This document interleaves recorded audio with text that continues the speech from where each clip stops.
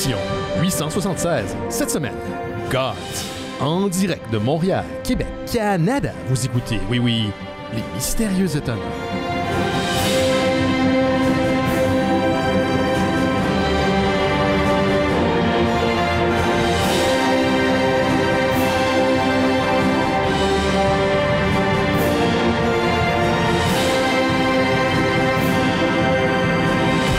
Bonjour à toutes et à tous, vous écoutez Les Mystérieux Étonnants, une émission en balado-diffusion consacrée au BD et à l'ensemble de la culture populaire. Ben oui, Benoît Mercier au micro, et cette semaine, je suis entouré d'une équipe dont les membres s'ennuient de 2004. Je vous les présente à l'instant. Son historique de groupe chat l'entraînerait lui-même en prison. Des drôlistes, Jean-Philippe Descaries-Mathieu est avec nous. Salut Jean-Philippe. Salut Benoît, merci de l'invitation. Ben oui, première fois à l'émission. Ben oui, je suis quasiment pas un bouche-trou. Hein? Ouais, écoute, tu t'es un bouche-trou, mais je t'ai servi du scotch puis du whisky. C'est vrai, du scotch et du whisky en plus. C'est ça. Je me plains pas. Puis j'en ai d'autres, puis il y a même un petit Montelier d'eau pétillante à la lime. Ah ben oui, quand le fouet va lâcher invariablement à cause de notre âge avancé, à cause de ça, ouais, c'est bon, merci. Mais tu sors pas de nulle part, là, tu sors pas du vacuum out of space. Là. On a fait de la balado ensemble jadis qui n'existe plus malheureusement. D'ailleurs, je pense que les épisodes se retrouvent même plus nulle part. Mais on a des auditeurs des Mystérieux Étonnants qui nous avaient suivi. Vigile, qui est un podcast dédié aux technologies de l'information. Et il y avait les deux Ben, il y avait moi, il y avait Ben Gagnon avec qui on travaillait, et toi. Donc, t'es sûrement quelques personnes. Je sais que dans le Discord, t'as déjà été mentionné, le Discord des Mystérieux Étonnants. Ah oui? Je sais pas si c'est bon ou si c'est mauvais. Mais les gens te connaissent, à tout de moins, ou ils vont apprendre à te connaître. Et tu fais partie du groupe des Drôlistes, le podcast dédié aux jeux de rôle en tout genre, D&D, Cthulhu, Coriolis, Symbaroum, Delta Green, Alien, etc. Permets-moi un 10 secondes de plug là-dessus. Ben oui, absolument. www.lesdrôlistes.ca, c'est notre site web. On enregistre notre podcast semi-régulièrement. On publie une fois par semaine. Si vous aimez voir des rôlistes jouer à des nouveaux systèmes que vous avez probablement jamais joué, Where Your Man? Puis man, parce qu'il n'y a pas une femme à l'horizon, c'est un party de saucisses, comme un tout bon groupe de rôlistes très bon. C'est ça que je dis. J'ai eu le plaisir de participer une couple de fois au podcast. Ben oui.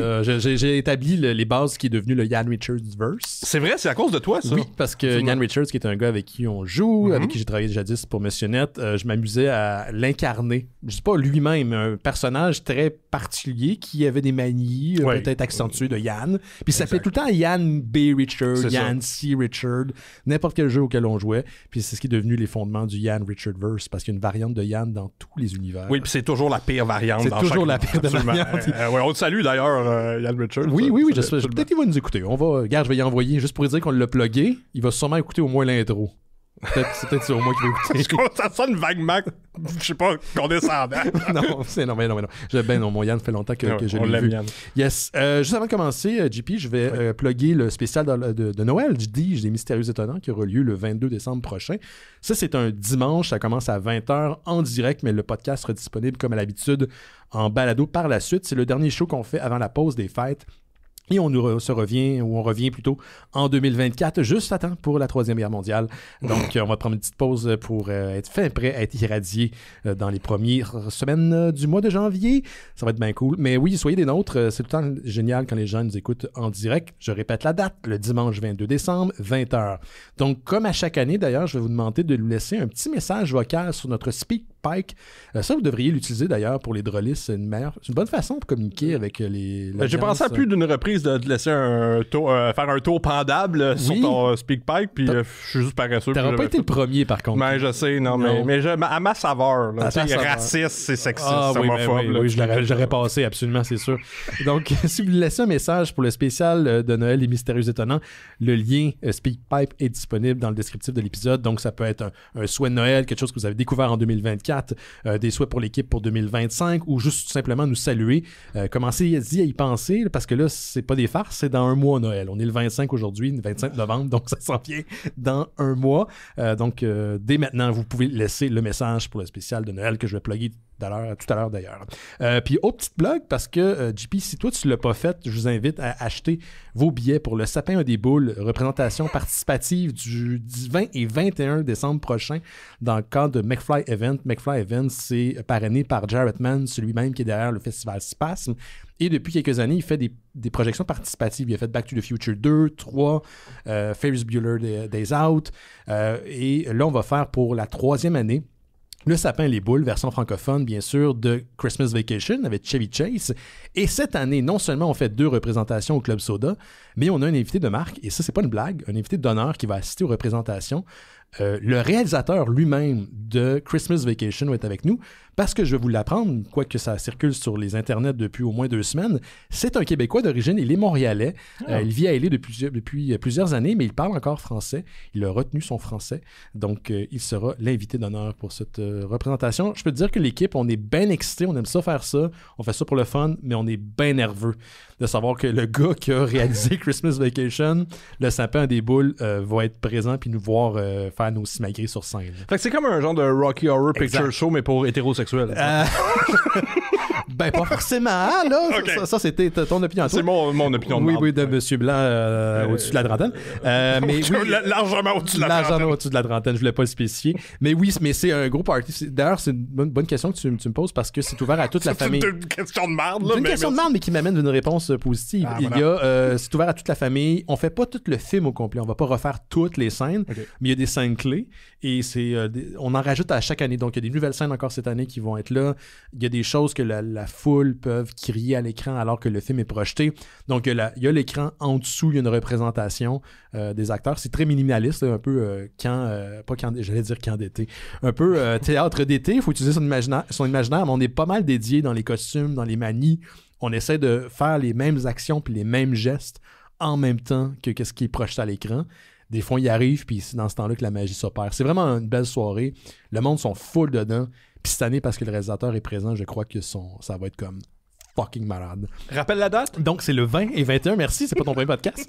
Au Club Soda. Les billets sont en vente dès maintenant. On est rendu, je pense, je sais pas si je peux le dire, mais on est rendu à quand même pas mal de billets vendus. Donc, garochez-vous, parce que je pense pas que le Real va revenir à chaque année. C'est peut-être un one-time deal. Le gars, il est dans 70 d'années. Là. C'est pas, il est pas jeune, mais il a l'air vraiment sympathique de ce que Jarrett me disait. Puis on est super excités de le rencontrer. Cool. Donc, un gros mois de décembre occupé pour moi et les mystérieux. Spécial de Noël, le sapin et les boules. Mais on va commencer ça, mon JP, avec des nouvelles. JP, je sais pas ce que tu as préparé comme nouvelle. Je sais que pour les gens qui ne te connaissent pas, tu es un spécialiste en sécurité de l'information. Oui. Donc, c'est ton shtick, mais tu es aussi un geek. J'ai vu ta bibliothèque remplie de livres de toutes sortes, dont des jeux de rôle. Tu en as parlé un petit peu tantôt. Fait que je suis comme bien curieux de savoir ce que tu vas nous parler en début d'émission. Ben oui, juste pour donner un background puis un contexte aussi. Moi, je suis un spécialiste en cybersécurité, donc de longue date. T'es pas un imitateur de Fred Durst avec ta casquette des New York Knicks en rouge? Ça, c'est un side on va dire. Tu fais ça la fin de semaine pour les parties pour enfants. Oui, t'es à peu près la 18e millionième personne à me le dire, mais... Okay. Non. Mais, bon, c'est ça. Donc, moi, de profession, évidemment, je suis un spécialiste en cybersécurité, mais comme tu l'as dit, avant ça, je suis un méga nerd, OK? Yes. Fait que tous les clichés, le typique, là, les jeux de rôle, les jeux vidéo, les bandes dessinées, name it, là, bon. Certains mangas aussi. Oui. T'as lu, je pense, les mangas de Gu Tanabe?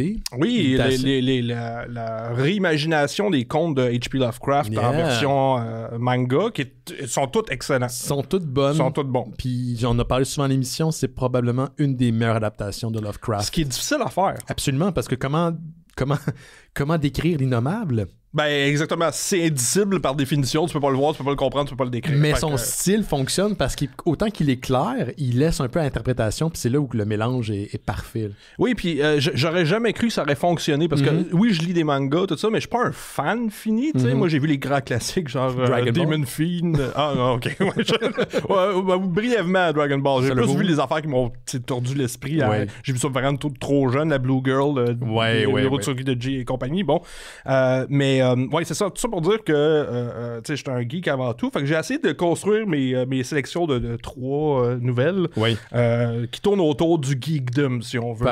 Puis avec une touche de cybersécurité. Ben génial, tu vois. Je savais que je pouvais compter sur toi.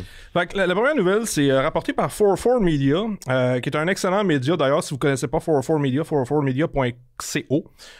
C'est un très bon média alternatif, j'ai essayé de dire ça, là, mais... Ouais, parce que ça rend... Ça veut rien dire. Ouais, ben, c'est le meilleur puis le pire aussi qui est là-dedans. Là. Ouais, c'est ça. Ben, bref, en tout cas, c'est un maudit bon. C'est des anciens de Wired et des Intercept qui ont lancé ça. La nouvelle, c'est Pokémon Go players have unwittingly trained AI to navigate the world. OK, donc... Je suis pas surpris. Ouais, bon, c'est ça. Fait qu'en gros, pour traduire, là, c'est les joueurs de Pokémon Go, sans leur consentement, sans leur accord, en fait, ils ont aidé à entraîner un modèle de large... j'essaie de le traduire en live. Machine learning. Ouais, c'est ça, machine learning, un large language model ou un modèle de langage large. C'est ça, c'est pas ça. Oui, c'est ça, oui. Ouais, on va demander à Joshua Benjo qui vient de... On va demander à ChatGPT ce que c'est. Écris-moi, toi. Ouais, c'est ça. Ben bref, c'est ça. Fait que essentiellement, ce que les joueurs ont dit, c'est la société derrière Pokémon Go, Niantic, utilise les données collectées auprès de ces millions de joueurs, parce que là, ça fait comme 10 ans que ça existe, Pokémon Go. Ça fait longtemps. Pour créer ce qu'on appelle un Large Geospatial Model, OK?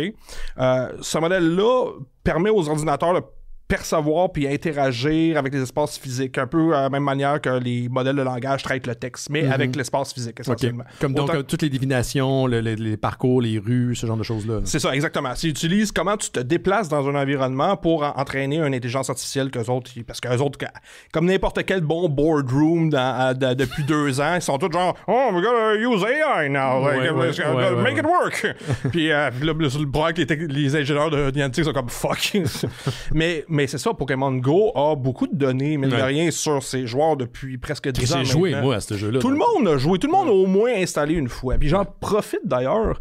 En tout cas, juste avant de dire ça, le but, c'est d'améliorer les technologies de réalité augmentée. En fait, là, ce qu'on appelle le AR, le Augmented Reality, c'est l'overlay que tu mets par-dessus le monde pour oublier qu'on vit dans une société de merde. Puis, tu sais, améliorer robotique, système autonome, etc. Ouais. Bien évidemment, ça fait partie du package quand t'es joueur de Pokémon Go, puis tu savais pas. Puis comme toutes les bonnes technologies d'intelligence artificielle maintenant, c'est fait sans le consentement des usagers. Puis là, évidemment, les législateurs sont comme il faudrait faire quelque chose. Hein? Puis là, mais ils se disent ça comme 4 ans plus tard, une fois que la nouvelle technologie est arrivée. Est établi, puis le modèle financier est là. Fait qu'il y a trop de pression pour pouvoir changer les choses. Exactement. J'aime ça parler avec quelqu'un tout aussi amer que moi. C'est parce que pour moi, c'est pas être de l'amertume. Pour moi, c'est juste être face à la fucking réalité. Constater des choses. Oui, absolument. Puis comme le disait une de nos amies, là, des CDR, si c'est gratuit, c'est toi le produit. Oui, donc Pokémon Go, c'était techniquement gratuit. Il y a un coût à ça, genre. Oui, c'est ça. Tu sais, l'infrastructure, le développement de l'application, juste le graphisme, tout ça, c'est des gens, des professionnels qui font ça. Donc, ça se paye. Donc, comment tu rentabilises ça? Ben là, évidemment, moi, puis là, j'en profite pour faire une plug personnelle. Il y a 8 ans de ça, puis je l'ai réalisé l'autre jour quand j'ai vu cette nouvelle-là. Il y a 8 ans de ça, j'ai écrit un article pour l'Actualité qui me mettait les gens en garde de l'utilisation des données, des renseignements personnels, des données qu'on génère dans l'application, parce que essentiellement, je résume, je dis, on sait pas ce que Niantic va faire avec ça. Ouais. Ils vont-tu les revendre? Ils vont-tu faire de quoi avec? Ben exactement, justement, considérant que c'est gratuit, entre guillemets, tu sais. Ça a pris 8 ans, mais j'ai eu raison, finalement. C'est un peu tanné d'avoir raison, c'est ça le problème? Ça me garantit une sécurité d'emploi, je dirais, fait que pas tant, là. Okay. Mais c'est ça, tu sais, puis 8 ans plus tard, voici, puis ça c'est vrai pour Pokémon Go. Ça va être vrai pour d'autres choses. Absolument. Tu sais, les données que vous partagez sur je sais pas moi, Ubisoft, a-t-il encore un store équivalent de Steam? Genre, ça existe encore? Moi, je travaille plus pour Ubisoft, fait que je veux dire, je ne sais pas. Non, mais je pas parce que tu travaillais pour Ubisoft, juste parce que j'aime ça les puncher, là, parce qu'ils sont tellement horribles, là, les jeux qu'ils font, là. Mais j'ai garanti une sécurité d'emploi, pas chez Ubisoft, maintenant. Mais c'est ça, tu sais, à chaque ces applications-là aussi, ils vont collecter des données sur comment tu joues, à quelle heure tu joues, combien de temps tu joues, à quel jeu tes habitudes, donc tu peux tirer des conclusions. Puis ça, c'est revendu sur des systèmes d'enchères, en fait, des packages de données personnelles qui, là, après ça, sont envoyés au plus offrant à une entreprise qui fait de la publicité ciblée. Puis ça transite en quelques secondes de ça parenthèse, si vous voulez connaître comment que ce système-là fonctionne au niveau de la propagation puis la revente de données personnelles et l'utilisation de celles-ci, lisez Means of Control de Byron Tao. Excellent livre, c'est mon livre de l'année 2024. Byron Tao a fait un excellent travail journalistique de recenser toutes ces compagnies-là qui font justement le système d'enchères, de revente de données personnelles, etc. Mais je te pose la question du Kidam classique, là, comme ça change quoi si j'ai rien à me reprocher? Puis moi, j'ai ma propre réponse, mais je te pose la question parce qu'il faut y répondre pour te donner un contexte à ce que tu viens de parler. Ben regarde, tu sais, Byron Tao utilise l'exemple justement au début de son livre. Tu sais, il dit... dans des lieux, peut-être que ça s'applique pas à tout le monde, mais pour certains use cases, lui disait que il y a quelqu'un qui avait fait une présentation au Pentagone il y a quelques années de ça, disant avec les données que je collecte, que je récolte sur ces systèmes d'enchères-là, moi je peux savoir que, mettons, je sais pas le nom de la personne, mais je sais qu'une telle personne qui conduit un char de tel modèle se lève, mettons, à 8 heures tous les jours, part de telle rue, va à telle autre rue, puis ce building-là dans lequel elle rentre, c'est un building genre du Department of Homeland Security, puis qui a une job hyper sensible. J'ai pas son nom, mais j'ai tout le reste, tu sais. Ça peut être un problème au niveau de sa job, au niveau de la sécurité nationale, au niveau de ci, au niveau de ça, tu sais. Fait que c'est pas tant une question de « Ah, ben moi, j'ai rien à cacher » ou « Moi, j'aime ça des pubs ciblées » parce que j'ai entendu ça souvent. Ah oui, t'as entendu ça? Ben oui. Puis tu sais, honnêtement, si j'ai à choisir entre une pub ciblée et une pub non ciblée, je vais choisir la pub ciblée, c'est sûr. Mais ça, c'est de regarder ça juste dans un silo en tant que tel. Tu sais, il faut que tu le regardes dans le Qu'est-ce que ça veut dire de façon significative? C'est comme plus large, puis on pourrait peut-être aller plus loin. Mais mettons, tu mets en place un gouvernement peut-être avec des tendances totalitaires. Genre, mettons, aux États-Unis, on va dire. Mettons. C'est genre janvier, OK? Puis en 2025. On est à quelques lois changées de pouvoir avoir accès à ce genre d'affaires-là. C'est que là, on assume que les entreprises qui gèrent ça sont de bonne foi. Sont de bonne foi. Ce qui était déjà, premièrement, une erreur, OK? Deuxièmement, exactement, c'est ce que tu viens de dire. C'est que ces données-là vont le chemin va se rendre dans les forces de l'ordre qui achètent ces datasets-là. Oui, absolument. C'est pas de la science-fiction, là, ça se fait en ce moment. Là. Fait que tu sais, historiquement, quand tu étais sur une liste, probablement que parce que c'était un terroriste, ça avait fait quelque chose de pas correct. Maintenant, les listes en question, tout le monde est dessus. Fait que tu sais, à un moment donné, tu as une culpabilité par association parce que c'est à 1 degré de séparation un terroriste, finalement, si tout le monde est sur la même liste. Tu sais. Puis tu sais, je dirais une chose que Ed Snowden, celui qui a révélé le programme de couple de mots qui viennent mettre dans marde clairement sur ah ouais, non, je suis déjà sur quelques listes. Je vis très bien avec ça, d'ailleurs, pour l'instant, jusqu'à ce que je vive plus. Non, mais pour de vrai, tu sais, Ed Snowden avait dit quelque chose là-dessus. Tu sais, dire que tu te fous de la liberté d'expression, dire que tu te fous qu'on prenne tes données personnelles puis qu'on en fasse quelque chose parce que t'as rien à cacher, c'est comme dire que tu te fous de la liberté d'expression parce que t'as rien de pertinent à dire. C'est pas une bonne excuse. Tu sais, c'est pas un problème, c'est pas un choix individuel. C'est un enjeu collectif. Puis la réalité, c'est que si vous saviez que vous étiez surveillé constamment, que vous ayez des choses à cacher ou pas, ça affecterait vos choix. Ah, 100%. Puis il y a quelqu'un qui avait fait un exercice il y a une dizaine d'années sur YouTube de ça. J'ai oublié le nom là, du channel en tant que même si c'est pas une quinzaine d'années. C'est un gars qui filmait les gens avec sa caméra, avec sa téléphone cellulaire. Je pense au début que les téléphones cellulaires étaient intelligents. Puis il arrivait en pleine face dans un lieu public puis il mettait la caméra dans la face du monde puis il disait rien. C'est pas long que le monde pogne un air. Quand tu sais t'es surveillé, tu changes ton comportement, comme tu le dis, puis t'aimes pas ça. Les gens aiment pas ça. Mais on est constamment surveillé de manière passive ou active, comme ça, tu sais. Fait que les gens ont d'autres choses à fouetter, genre l'imminente Troisième Guerre mondiale qui arrive, va peut-être j'aime ça que soit là, on parle le même langage. Ouais, c'est ça. Mais bref, tout ça pour dire que si vous utilisez Pokémon Go, vous êtes fucked. Bon, je l'ai utilisé une fois il y a 10 ans. Oui, c'est ça. I guess qu'il savait où j'étais pendant cette période-là. Ben, c'est ça. Non, mais il est pas trop tard pour fermer votre compte puis de pas l'utiliser, malgré le fait que je suis pas mal sûr que personne n'utilise ça ici. Ici? Non, pas moi, mais... Non, mais ici virtuel, là. Ah, ici virtuel. Ta gang. Ah, ma gang, il y a sûrement une couple d'auditeurs qui jouent encore. Je suis pas mal certain, ouais. Je comprends pas, j'ai jamais compris l'attrait. Pour vrai, j'y ai joué. Puis, il y avait un aspect aussi social dans le temps qui était le fun. Fait que tu te promenais avec ta gang. C'est pour ça que j'aimais pas ça. Non, moi, le social, c'est autre chose. Ouais. Mais non, mais il y avait ça. Là, tu te promènes, tu découvres ta ville aussi, là, d'une manière que tu l'avais pas vue auparavant. En traversant sur une rouge, puis en regardant pas. Il y a ces côtés-là, mais il faut faire attention. Mais non, mais je le comprends. Tu sais, moi, personnellement, je marche beaucoup. Puis quand je marche pour me rendre tu sais, mettons, il faut que j'aille, je sais pas, au centre-ville ou whatever, j'essaie de prendre des rues que je n'ai jamais pris auparavant pour découvrir ma ville d'une certaine manière. Donc, je sais qu'il y avait cet attrait-là quand les gens jouaient à Pokémon dans le temps. Okay. Est-ce que c'est l'attrait principal? Pas nécessairement. Non. Mais c'est une manière de découvrir ton environnement d'une différente façon. Il y a le côté social, bien sûr. Et, veut pas, tu sais, on peut en rire, mais Pokémon, c'est une franchise qui est active depuis plus de 20 ans. Puis, qui fonctionne, qui a un côté, tu sais, ça vient cocher une coupe de trucs que le cerveau humain adore, genre. C'est la novelty, l'effet de collection, l'effet de rareté. C'est toutes des choses qui sont incrustées dans tout modèle de jeu, que ce soit jeu de gambling ou autre, pour te donner envie de jouer. Fait que je comprends cet attrait-là. Écoute, personnellement, j'en ai parlé à l'émission récemment, j'ai commencé à suivre un gars sur Internet. Il s'appelle Deep Pocket Monster, OK? Deep Pocket dans le sens des poches profondes. Ça veut dire qu'il y a beaucoup d'argent. Ouais. C'est un gars dans le coin de San Diego. Il collectionne des cartes Pokémon puis il se donne des défis, mais il achète une shitload de cartes pour des milliers de dollars de cartes, OK? Et une de ses chaînes qui fonctionne le plus, c'est des shorts YouTube où tout ce qu'il fait, c'est acheter, mettons, un paquet à 200$ de, mettons, 99 puis de l'ouvrir. Puis dire, hey, on va-tu trouver de quoi le fun? Puis ça vient stimuler de quoi, même dans ton cerveau, qu'à un moment donné, tu fais juste l'écouter puis tu sais pas pourquoi. Tu sais, l'espèce de loop de dopamine dans laquelle tu es tombé. Il y a quelque chose dans l'unboxing, hein? Découvrir, c'est ça que tu viens de dire. De découvrir quelque chose de nouveau. C'est vivre des trucs par proxy. Ah, c'est un peu triste quand tu dis ça. Mais c'est vrai.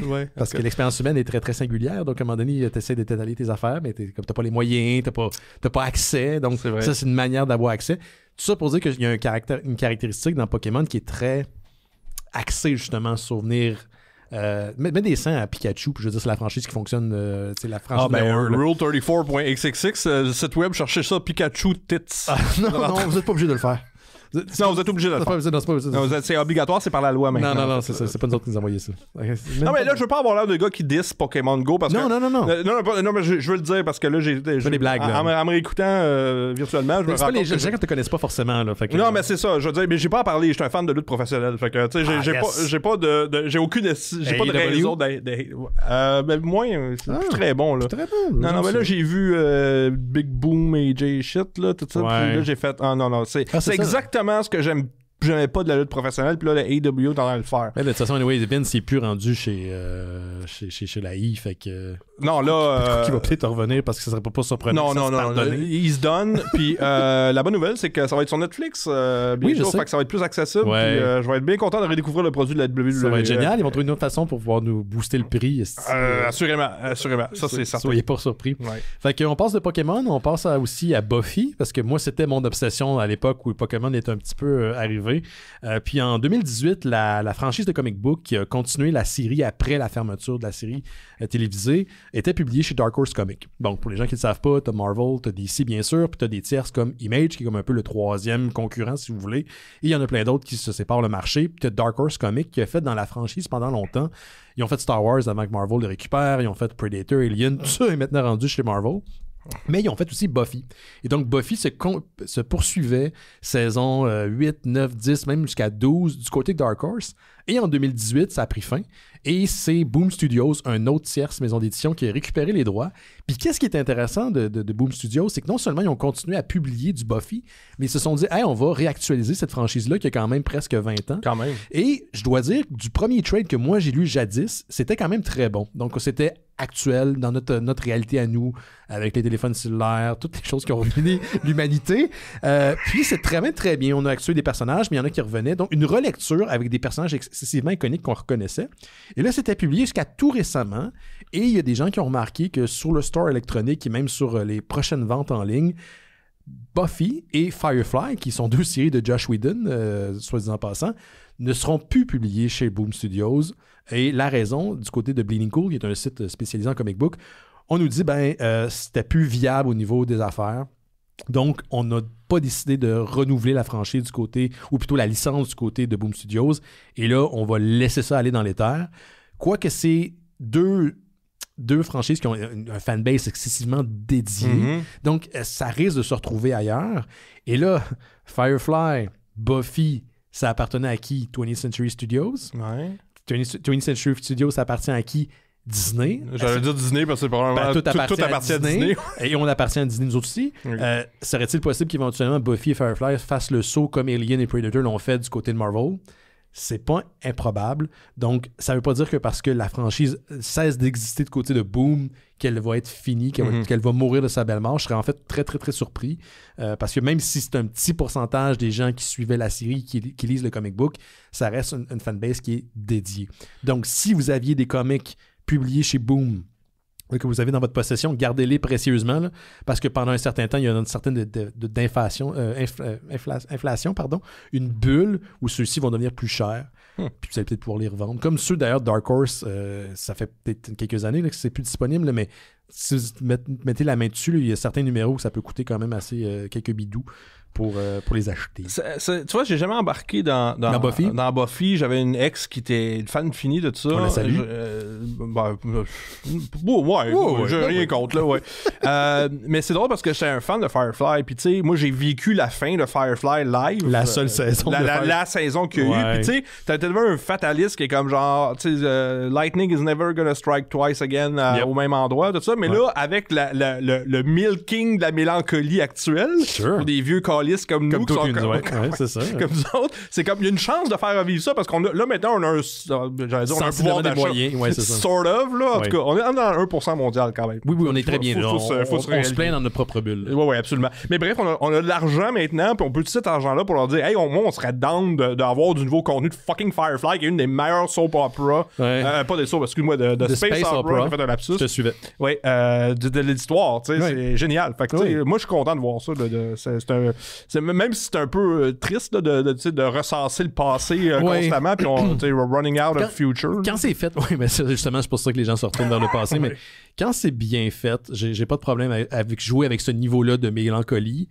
Puis, tu sais, Buffy, ça s'est complété parce que ça s'est terminé jadis, parce que, je veux dire, les acteurs ont fait le tour, puis c'est quand même fatigant, là, de faire une série pendant 7 heures, puis souvenez-vous, 7 ans, pardon, puis souvenez-vous, Buffy, c'était surtout des shoots de soir.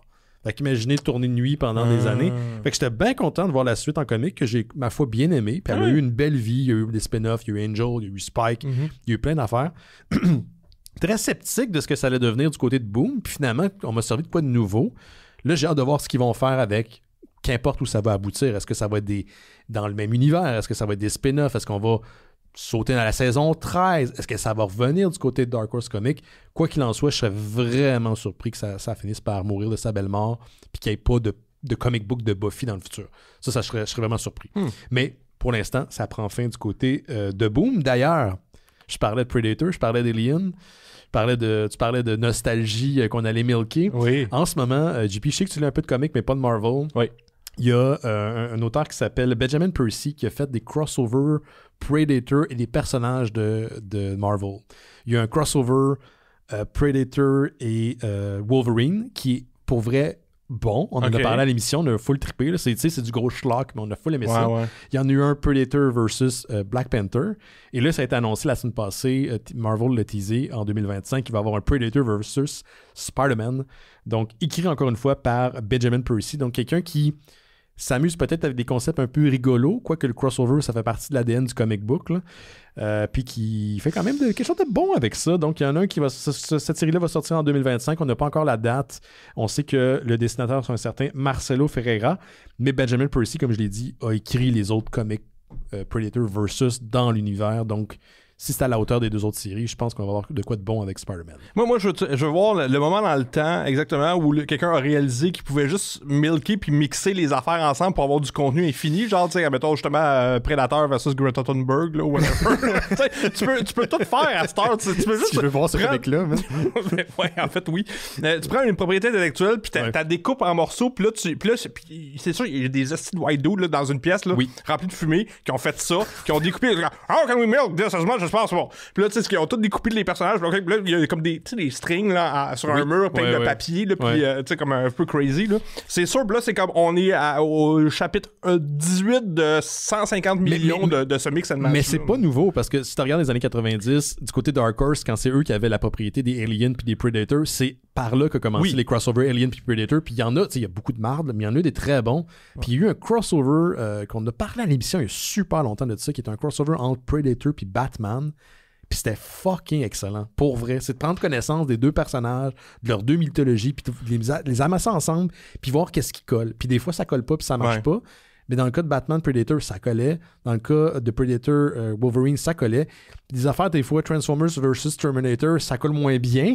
Ouais. Mais j'aime, même si c'est une initiative tout à fait mercantile, on s'entend, là. Ouais. J'aime voir quand les auteurs sont capables de faire de quoi qui fonctionne. Puis moi, c'est ça qui m'épate. Puis le crossover, comme tu viens de le décrire, est propre au comic book. Mm-hmm. Mais je vais aller plus loin. T'as vu Ready Player One? Cette rencontre ultime de toutes les franchises ever? Oui, j'ai vu ça, absolument. Tu l'as vu? Oui. Non, ok. Non. Basé sur un roman du même nom, là, où est-ce Ouais, que t'as plein de franchises qui s'entrecroisent dans un monde virtuel dans lequel les gens vivent puis interagissent, puis tu peux être, mettons, tu peux être Optimus Prime puis affronter juste un personnage de Gundam.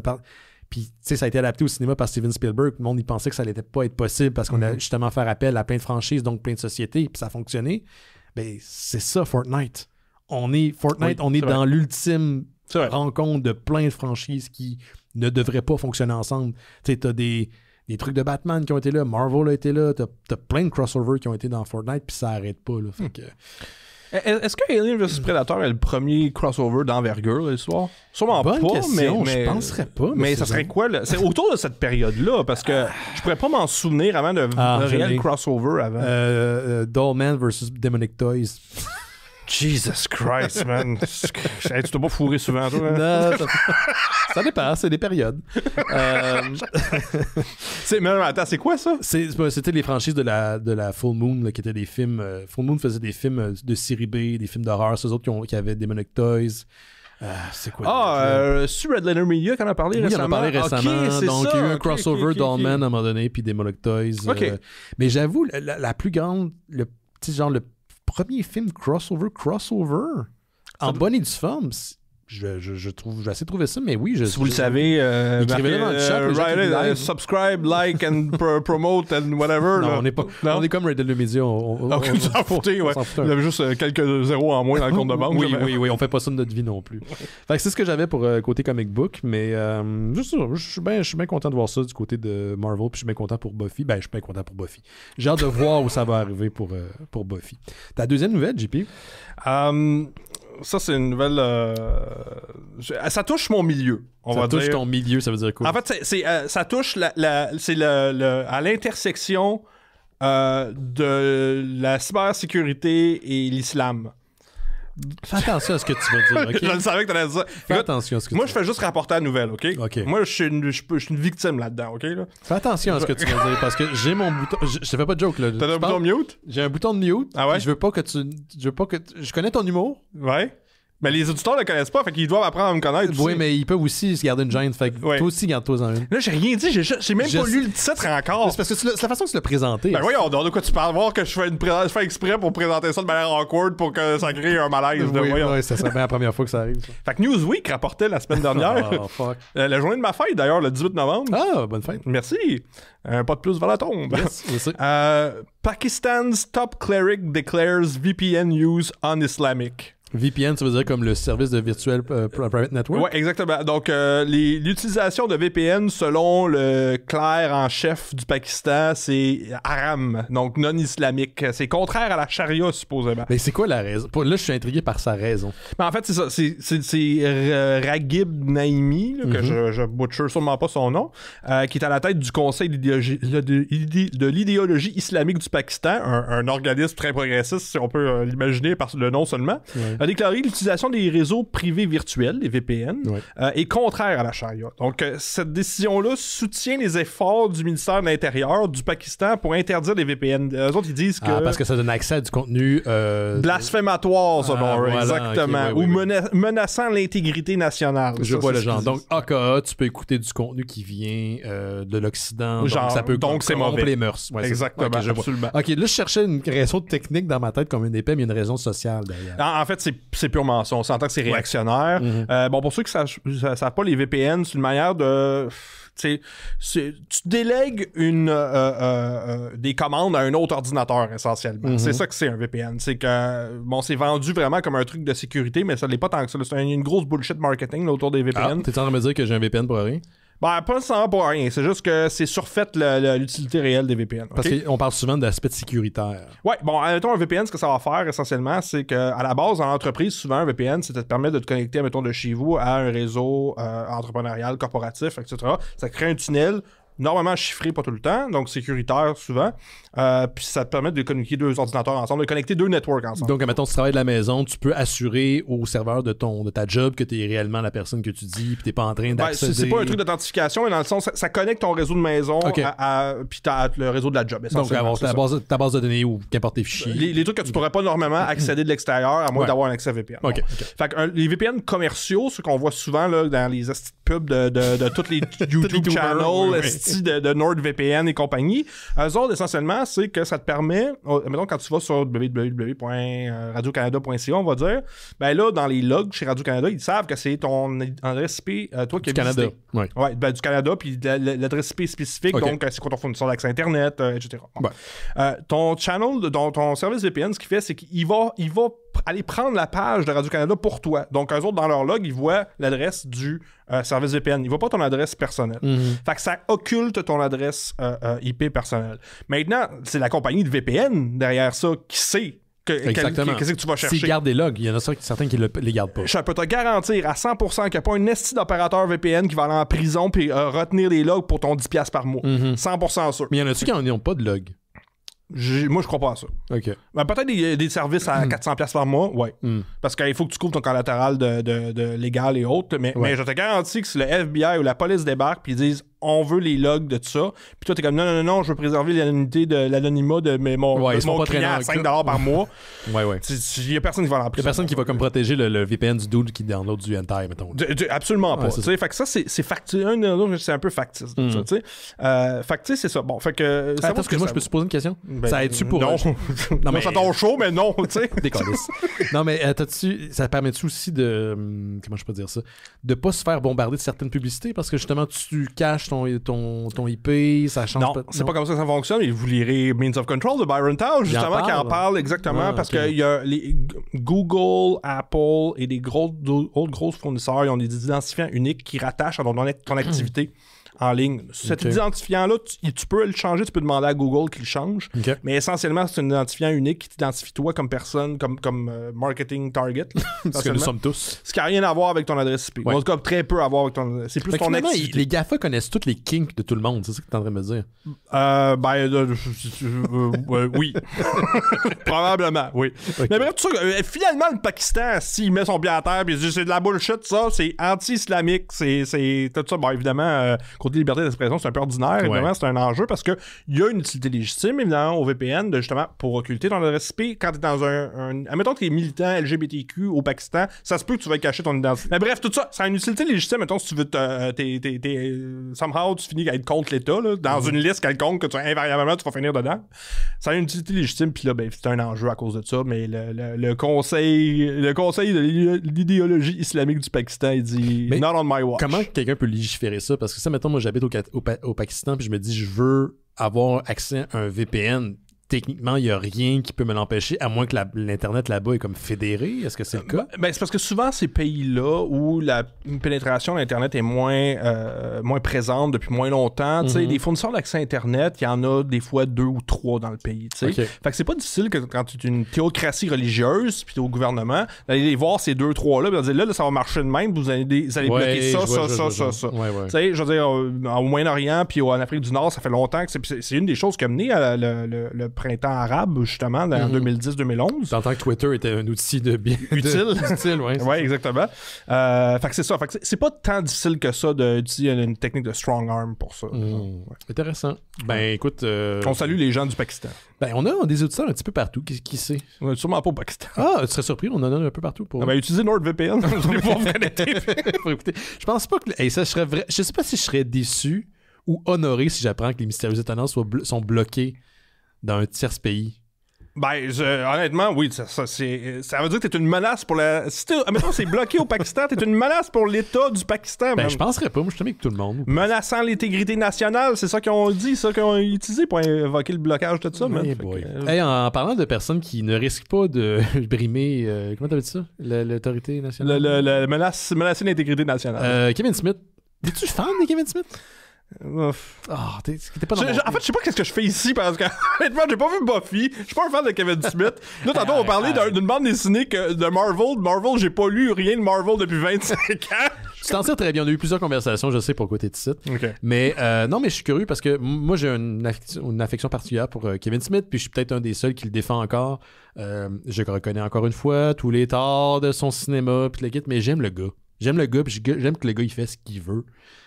C'est comme moi, genre mon podcast, sauf que lui il fait beaucoup plus d'argent. OK? Fait que lui, il continue même si ça fail, OK? Il fell upward. Puis, bon, pour les gens qui le connaissent pas, c'est un réalisateur, scénariste et producteur qui s'est fait connaître dans les années 90, en 1994, avec son film Clerks, qui était les bases de ce qui est devenu le View as View Universe, donc un univers de différents films interconnectés par des thématiques, des lieux et les personnages de Jay Silent Bob, incarnés par Jason Mewes et justement Kevin Smith qui joue Silent Bob. Donc, probablement, si vous suivez les Mystères du Talent, vous savez c'est qui Kevin Smith. Il y a tout un enjeu autour du film Dogma, qui d'ailleurs, juste là, je te ramène un peu dans le passé, parce qu'on est en 99 quand Dogma est sorti, et c'est un film humoristique avec George Carlin qui joue un prêtre très cool, et c'était vu comme justement blasphématoire. Fait que là, on parlait du Pakistan il n'y a pas si longtemps. On n'est pas très loin derrière. Là. C'était aux États-Unis et on voulait pas que ce film-là sorte parce qu'on disait que c'était blasphématoire, que c'était un affront devant Dieu. Puis, tu sais, Kevin Smith était pratiquant jadis, il a été élevé dans la religion catholique. Puis il était comme, what the fuck is this? T'sais, c'est juste un film avec un poop monster à l'intérieur. Pour résumer l'histoire, c'est deux anges déçus qui trouvent un loophole pour retourner au paradis. Mais leur retour au paradis peut faire en sorte qu'ils anéantissent l'espace-temps ou toute réalité. Puis là, après, rajouter des dick and fart jokes, Matt Damon puis Ben Affleck, George Carlin et autres, Alanis Morissette et même Rick fucking Rickman qui était dedans. Et on a quand même un film très 90, dis-je même culte, et ce film-là n'était pas disponible depuis un bout de temps en Blu-ray ou en DVD. En fait, je sais même pas s'il y a déjà eu une sortie Blu-ray initiale. Peut-être que oui, je crois que oui. Mais il n'était pas disponible en streaming. La raison, puis j'en ai parlé au show dans les dernières semaines, c'est que les droits appartenaient à Weinstein. Donc, Weinstein possédait les droits de Kevin de Dogma à un niveau personnel. C'était pas Miramax qui possédait les droits. C'est Harvey Weinstein personnellement qui possédait les droits. Et Kevin Smith, au fil des années, a essayé de les récupérer. Et comme un peu à la manière du psychopathe qu'il était, il voulait pas y vendre. Il jouait comme un genre de jeu, puis c'était comme, il était en prison, fait qu'il avait rien à perdre. Récemment, Kevin Smith, et j'en ai parlé au show, a annoncé qu'il y a une compagnie qui n'a pas été identifiée, qui aurait été en mesure d'acheter les droits de Dogma. Ce qui fait que maintenant, la porte est ouverte pour une suite. Donc, il va y avoir une sortie Blu-ray. Il va certainement aussi avoir une sortie sur des plateformes de streaming, ce qui s'en vient, ce qui n'a jamais été le cas pour Dogma. Et une sortie au cinéma, donc 25 ans plus tard, parce que oui, Dogma est rendu maintenant un classique. Il a 25 ans. Donc, mélancolie oblige et le pouvoir d'achat oblige. Exactement. Donc, tu vois que dans l'algorithme, toi puis moi, on est comme quelque part ciblés là-dedans. Peut-être plus moi que toi, mais en tout cas. Et récemment, Kevin Smith, au Vulture Festival, qui est un festival organisé par le site internet Vulture, qui fait justement dans le divertissement, il a annoncé qu'il est en train de travailler sur une suite, donc Dogma 2, ce qu'il a refusé lui-même de faire pendant des années, même quand Weinstein y avait demandé. Il avait dit non parce qu'il voulait pas rentrer dans le jeu du type. Puis il y avait des rumeurs qui étaient sorties déjà à propos de lui. Fait que Kevin Smith a voulu complètement se dissocier. Et là, il dit qu'il est en train de travailler sur un scénario. Il fait des blagues, là, je paraphrase. Les gens m'ont dit, il faut pas que je touche à ça. Je vais comme je vais comme tout massacrer ça. Puis je vous dis, oui, je vais le faire. Puis oui, je vais le massacrer. Ça, c'est très Kevin Smith. Il espère beaucoup que Ben Affleck puis Matt Damon reviennent dans les rôles de Bartleby et Loki, les deux anges déçus qui essaient de retourner au paradis. Donc, coûter plus cher à cette heure. Peut-être un petit peu, mais c'est ça qui est le fun de Kevin Smith. Les acteurs sont comme prêts à baisser leur cachet pour travailler avec lui parce que c'est comme une marque de... Il doit avoir du fun aussi. Là. Oui, tu sais, comme c'est quoi le film Smoking Aces? Ah, c'est quoi, c'est déjà? C'est une gang de mercenaires qui court après un genre de gars véreux à Vegas, là, puis Ben Affleck joue un rôle très bref là-dedans où il se fait gonner presque immédiatement. Puis là, c'est comme le monde était comme c'est pas Ben Affleck dans le film, puis là, bang, il se fait tuer, puis là, comme yes! Je vous rappellerai que Matt Damon fait aussi une apparition dans le film Eurotrip. C'est lui le chanteur qui chante dans la séquence du party au début. Là. Fait que, il doit se gâter. Il doit de temps en temps faire des petits films de même pour le fun. Donc, qui sait? Est-ce que c'est impossible? Ça reste à voir. Faut dire que quand les droits avaient été achetés aussi pour Dogma, Kevin Smith avait déjà dit avant le Vulture Festival, écoute, tout est ouvert, est-ce qu'on va maintenant créer des séries, on va-tu faire une suite, whatever. Fait qu'au moins, Il y a quelque chose qui est en préparation. Ça avait déjà été le cas aussi pour Mallrats. Il voulait faire une série télé qui finalement n'a jamais eu lieu. Puis là, il y a eu le décès de Stanley. Fait que Kevin Smith, qui était proche de Stanley, a un peu abandonné ce projet-là. Probablement d'autres raisons d'affaires aussi qui sont derrière. Mais tu sais, tout de moins, si l'univers de Dogma renaît de ses cendres 25 ans plus tard, moi, je serais bien curieux de le voir. Puis je l'ai réécouté parce que pendant un bout, Kevin Smith, il disait, écoutez, je possède pas les droits, ça appartient à Harvey Weinstein, mais il y a une version qui a été rehaussée 4K par l'IA sur YouTube, allez l'écouter.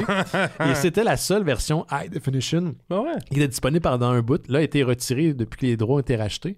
Mais il dit, allez écouter ça. Puis c'est un film que Kevin Smith lui-même aime beaucoup, puis que les gens qui sont fans de son cinéma aiment également. Fait qu'il y a eu un Blu-ray. Il y a eu un Blu-ray. Ok, tu confirmes. Ouais, je suis là. Puis il est visiblement rare parce que sur eBay, il est entre 80 et 100 $. Et voilà. Mais attendez, là, il va en avoir une nouvelle édition qui va sortir. Ouais, assurément. Ouais. Tu sais, j'ai dit que je suis pas un fan de Kevin Smith, mais tu sais, Mallrats, je l'ai vu, Clark, je l'ai vu, Dogma, je l'ai vu, Chasing Amy, j'ai beaucoup aimé. C'est très bon, Chasing Amy. Très, ça, j'aimerais ça voir un. En fait, je sais pas si c'est possible de faire un remake maintenant de Chasing Amy. Tout le monde est queer à cette heure, là? Bon, les niaises encore. Ben, c'est drôle parce que Kevin Smith en a beaucoup parlé parce que quand il rencontre de ses fans dans des Comic-Con, il en fait quand même beaucoup ce type d'événement-là. Puis il se fait beaucoup parler de Chasing Amy par une génération qui était pas née quand le film est sorti. Parce que le film est sorti dans les années 90. Ouais. Puis tu sais, une des choses, puis c'est vrai qu'avec le recul, tu fais « Ah ouais, c'est vrai ».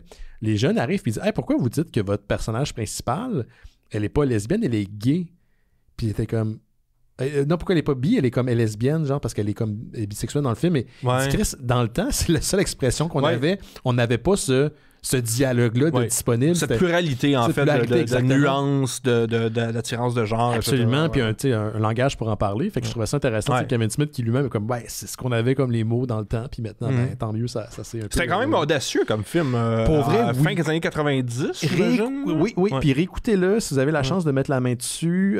C'est très bon. C'est très bon, puis c'est très proche aussi de ce que Kevin Smith traversait dans sa vie personnelle à cette période-là. Puis on a fait un cycle dans Bifurcation, le podcast qu'on vous offre exclusivement quand vous êtes membre Patreon des Mystérieux.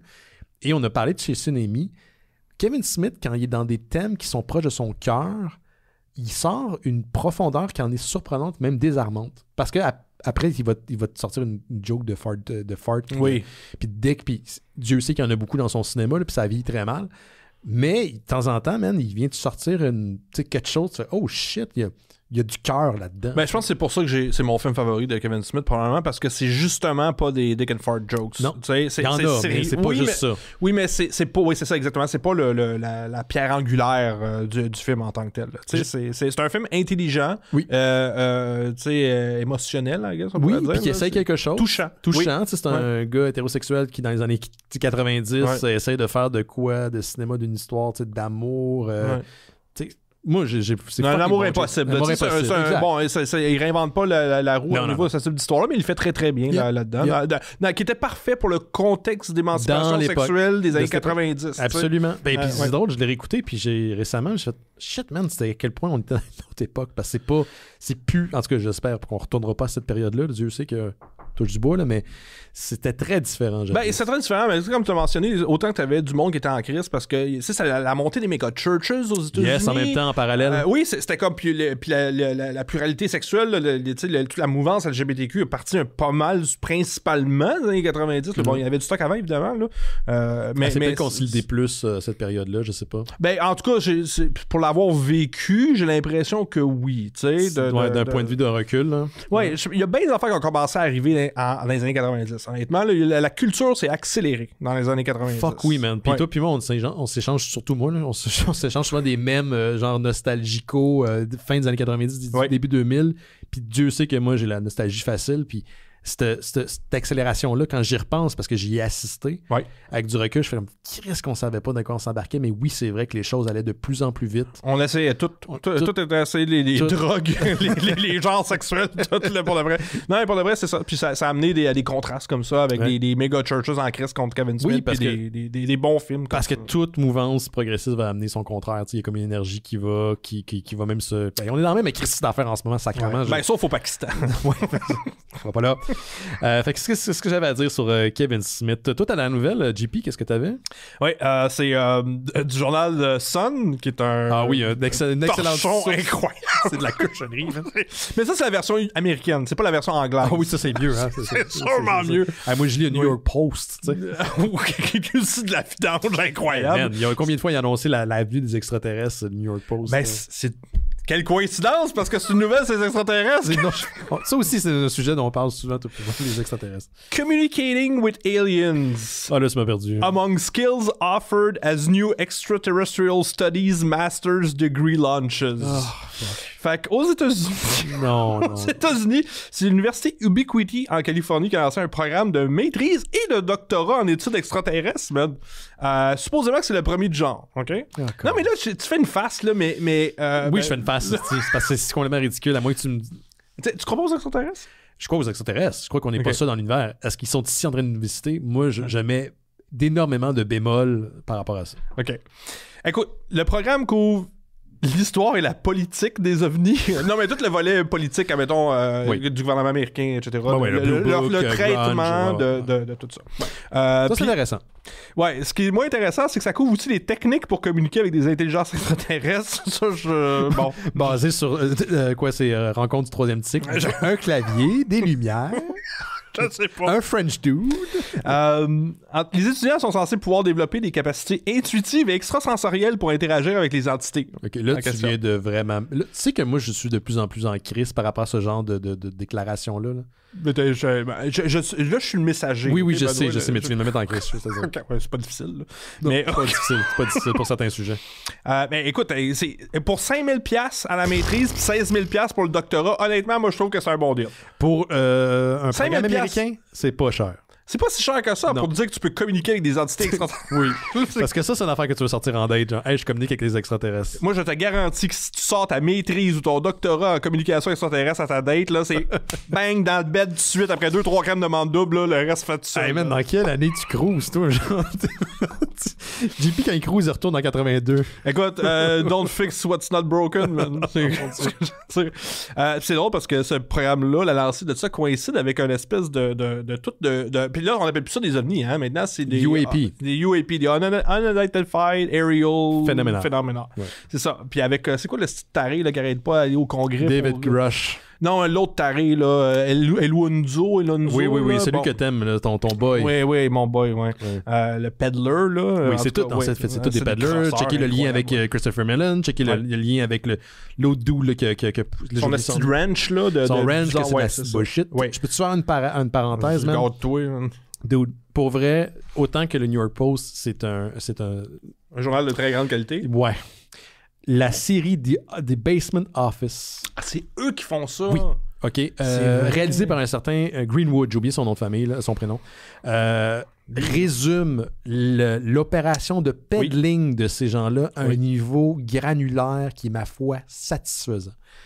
En ce moment, là, dites-vous qu'une partie, pas toute, des gens qui vont dans différentes séances de congrès pour parler de l'avenir des extraterrestres. Il y a des gens de bonne foi là-dedans. Il y a peut-être des gens qui ont vu des choses. Ouais. Mais il y a certains intervenants qui font partie du même groupe, qui ont avantage à pousser financièrement parlant. Oui, absolument. Donc, The Basement Office, la série au complet, ça commence slow. Là, c'est des épisodes qui sont disparates. À un moment donné, Greenwood, il rentre dans... Green Street, pardon. Rentre dans comme une série là, où est-ce qu'il va vraiment plus en détail. Puis c'est incroyable à quel point un quotidien comme ça de vidange te décrit le lien financier et, dis-je même, philosophique qui unit certaines personnes. Puis tu te rends compte que c'est une toile de liens financiers, de connexion. Puis de gullible members of Congress. Exactement. Puis quand vous regardez même récemment, il y a eu des autres auditions là, au Congrès, là, si je peux dire. Oui, encore. C'est tout le temps comme « Ah oui, je connais quelqu'un. » Oui. OK, sont les preuves. C'est ça. Moi, je veux les preuves, Chris. Ouais. That's it. Après, j'ai entendu dire, là, ça s'arrête. Elizondo, j'ai oublié son nom, en tout cas. Oui, c'est Elizondo. Il fait tout pour entretenir le doute, là. Oui. Ah, mais j'ai vu ça, mais tu sais, ça, je peux pas en parler, puis tu sais, c'est comme... David Grush, la même affaire. Tu sais, les gens veulent croire. Absolument. Puis c'est compréhensible, ça serait la plus grande révélation de l'histoire de l'humanité qu'on n'est pas seul dans l'univers. Ouais. Ça serait incroyable. Fait que tu sais, ce monde-là le savent, puis ils font du cash avec ça. Puis Elizondo, là, en tout cas, il est partout dans les médias pour parler de ça. Il vient sortir un livre. Ce gars-là, là, il travaillait pour le renseignement militaire. Qu'est-ce que vous pensez qu'ils font des opérations psychologiques à longueur de journée? C'est ça qu'ils font. Savent quel bouton Ils savent sur quel bouton peser. Ben oui. Fait, ça veut pas dire que c'est pas vrai. Non. Ça veut pas dire qu'il y a des affaires inconnues. Puis c'est là où je te rejoins. Pour de vrai, moi aussi, je veux croire. Pour I wanna believe. I wanna believe. Pour couvrir le fameux poster des X-Files Qui est dans le bureau de Mulder. Qui est d'ailleurs une fausse soupe volante. Là. Oui, en fait, c'est même pas une vraie image. Là, ouais. C'est de la bullshit. J'aimerais bien ça, mais malheureusement, il y a tellement de peddlers puis de bullshiteux puis d'affaires dans le même que ça finit par teinter le mouvement au complet. C'est ce que Christian Page, un expert en paranormal, exprime depuis plusieurs années sur plein de tribunes. Le gars, je veux dire, c'est une encyclopédie vivante. Il était là-dedans pendant plus de 40 ans. Puis c'est un historien de ce milieu-là. Puis il dit toujours dans ses brillantes interventions à la radio, surtout 98.5, que ça fait des années qu'on nous pollue, mais aussi qu'on nous annonce une grande révélation imminente. T'sais. Ouais. Ça fait des années. Lui, il a vu ces cycles-là. Et lui-même, veut pas, on oublie. Oui. Chris, man, les hosties de fucking momies soi-disant d'extraterrestres qui sont sortis en papier mâché. Tu sais, Page le dit, ça, c'est un gars qui a été pogné à multiples reprises à avoir créé des fraudes. Oui, au Chili, il a fait la même affaire au Chili, je pense. Ça fait des années qu'il fait ça, tu sais. Ouais. Puis, encore une fois, je un disque, mais allez voir le Basement Office, ça montre toutes les lignes. Je dis pas que tout comment c'est ramené par Green Street, c'est 100% vrai, mais quand vous commencez à gratter puis ça sent pas bon, là, c'est que probablement quelque chose qui est pourri derrière. Faites confiance à votre discussion. Même si c'est pas le fun, là. Non, c'est pas le fun. J'aimerais mieux croire l'inverse, mais malheureusement. Mais tu sais, comme quoi que même The Sun peut produire des bonnes affaires. Tu sais, je dirais ça de plus local ici, québécois, le Journal de Montréal. Leur bureau d'enquête est très bon. Oui. Michael Nguyen, c'est un super bon journaliste. J'en connais des journalistes, moi, là. Tu sais, il y en a des très bons. Tu sais, faut faire la différence entre l'éditorial puis l'enquête journalistique. Mais ça, c'est un problème que les gens, en général, tu sais, c'est qu'est-ce qui est une nouvelle, qu'est-ce qui est un truc qui est commandité, qu'est-ce qui est un éditorial, tu sais, on a une éducation à avoir là-dedans, tu sais. Trop tard pour ça. Ben écoute, je voulais pas dire ça, mais ça risque de mener à l'élection de quelqu'un peu enviable aux États-Unis. Ça n'arrivera jamais. Non, voyons, de quoi je parle. JP, j'ai Benoît. lu le deuxième volume d'une franchise de vieux monsieur comme toi puis moi. Puis je trippe au bout. C'est quoi? Tu dis que tu lis pas de comics de Marvel. Oui, de Marvel. Mais t'as-tu lu ce qu'on parle depuis plusieurs semaines à l'émission, tout l'univers de Skybound? Non, c'est Marvel?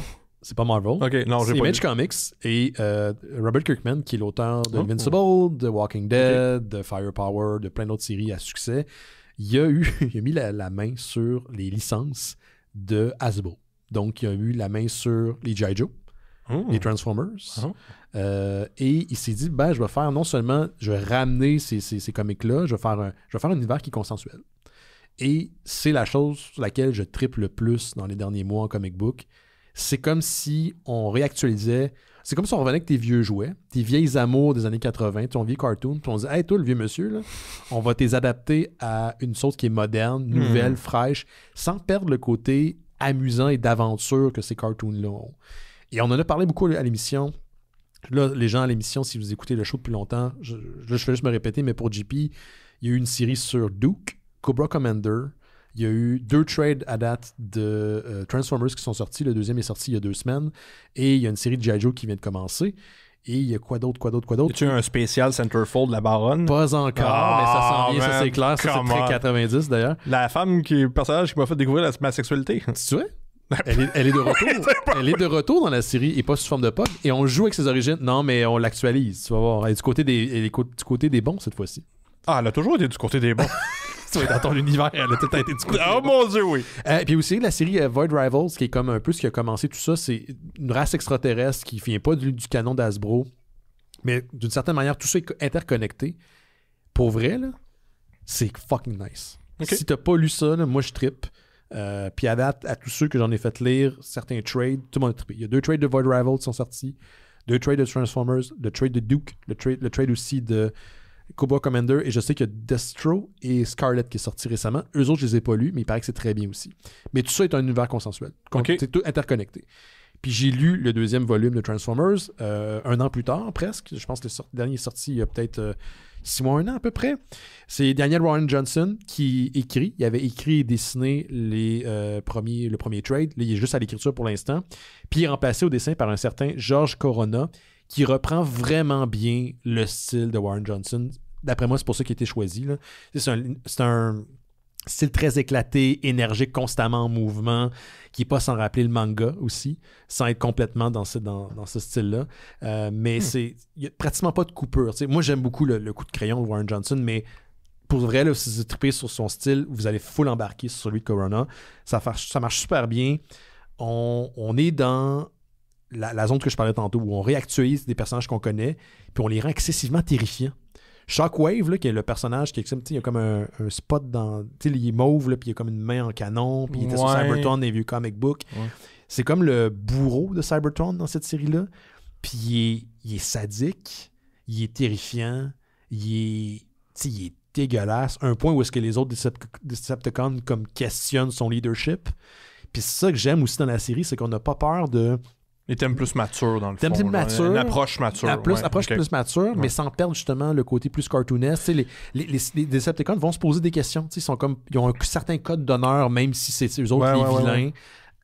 Mais c'est pas du black and white. Mais en fait, c'est ça que j'aime. C'est pas mannequin. Tu sais, vas-y, moi, je suis un gros fan de G.I. Joe, tu sais, pour de vrai, là, tu sais. Puis j'ai lu les bandes dessinées étant jeune. J'ai vu les cartoons à la télévision. C'est deux mondes complètement différents. Absolument. C'est beaucoup plus réaliste, entre guillemets, dans les bandes dessinées. Plus violent aussi. Oui. Tu sais, puis il y a un élément politique de l'ère Reagan qui était délicieuse aussi à ce moment-là. Ouais, quand tout était justement noir et blanc, là, les méchants versus les bons. Non, mais tu sais, c'est ça, tu sais, le Cobra Island est reconnu par les Nations Unies comme État indépendant. Pis ça, c'est un diss contre les Nations Unies à l'époque de Ronald Reagan qui haïssait les Nations Unies. Tu sais, c'est délicieux. Puis je suis un fan. J'ai le logo de Cobra, je l'ai tatoué. C'est vrai, oui, c'est vrai, t'as raison. Oui, je suis vraiment. Puis c'est pas des jokes. Là. La Baronne et le Destro, c'est le power couple ultime selon moi. Je suis très content d'entendre qu'une bande dessinée de Destro. Mais c'est ça, fait que tu le savais pas que ça existait. Je le savais pas. Oh man, tu vas vraiment triper là. G.I. Joe, c'est ça, initialement, c'était des mini-séries. Duke, Cobra Commander, c'était juste une mini-série pour camper les personnages dans ce nouvel univers-là. Okay. Destro, Scarlet qui sont sortis, je les ai pas lus.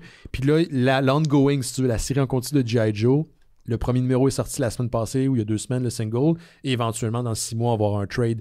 Mais tout ça est interconnecté d'une manière que si t'es fan de G.I. Joe, tu vas trouver ton compte en sacrament. Oui, c'est clair. Juste Duke, regarde, lis Duke, si t'aimes pas ça, va te payer le trade. Mais je te garantis, que tu vas triper. Genre. Là, il faut que tu ailles à ton comic book shop et tu commandes ça. Puis c'est ça. J'ai juste des bons mots pour Transformers numéro 2. Je tripe au bout. J'avais parlé de Void Rivals numéro 2 il y a une couple de semaines.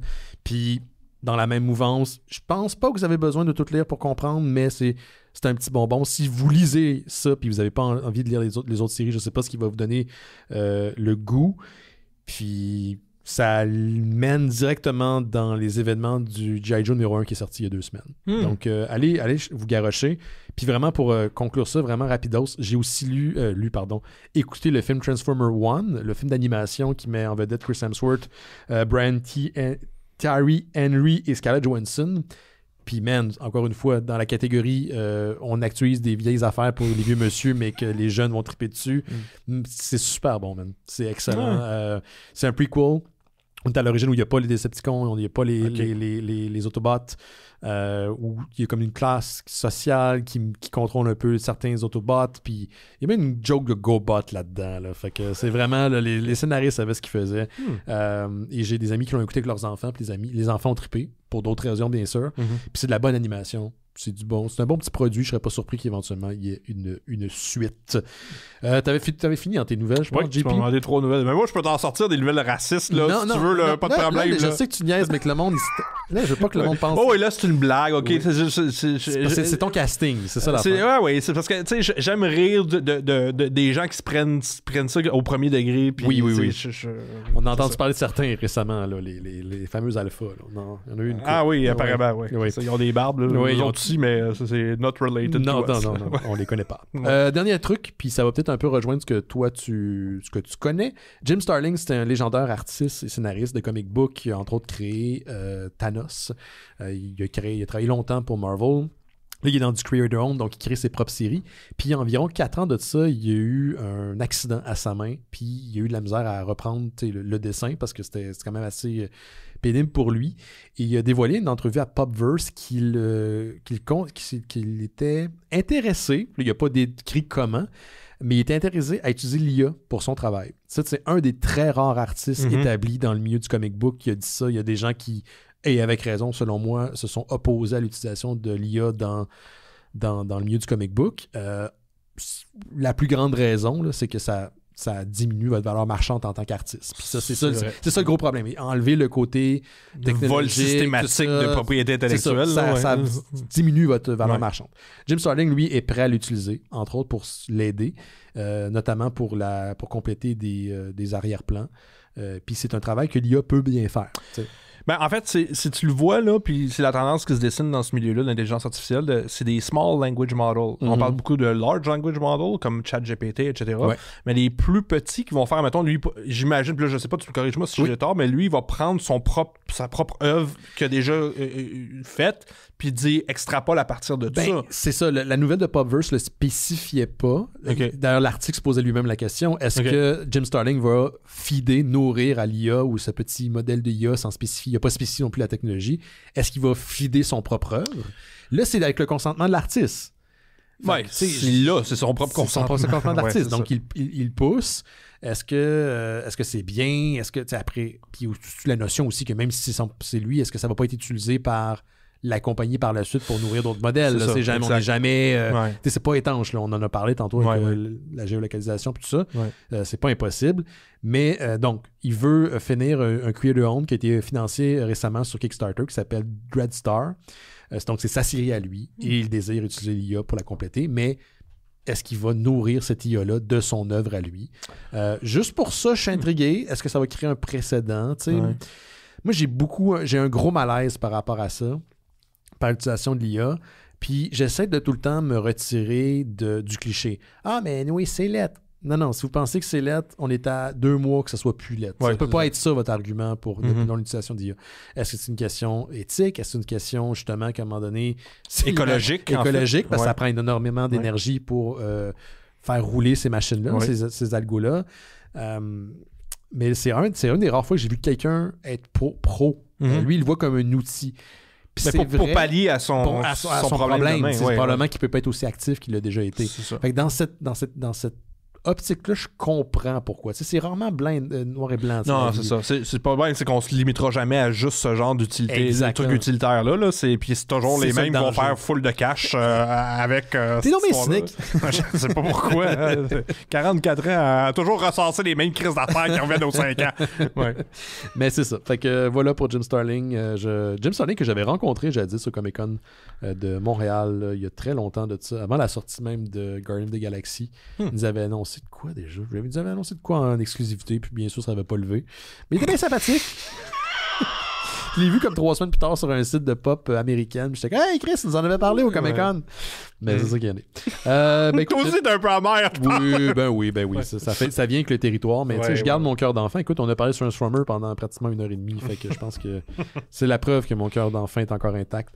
Petite question avant de passer à la pause, JP, puis on fait des blagues, là. J'envoie souvent des mèmes de peak. On dit peak humanity, nous autres, c'est en 2006. 2006 à peu près, genre. L'humanité a piqué en 2006, admettons. Moi, j'aurais plus dit 2000. 2000, ok. Début de 2006. Mais ça se défend en 2006. Ok. Mais je veux savoir, t'es-tu quelqu'un de nostalgique? T'es-tu réellement quelqu'un de nostalgique?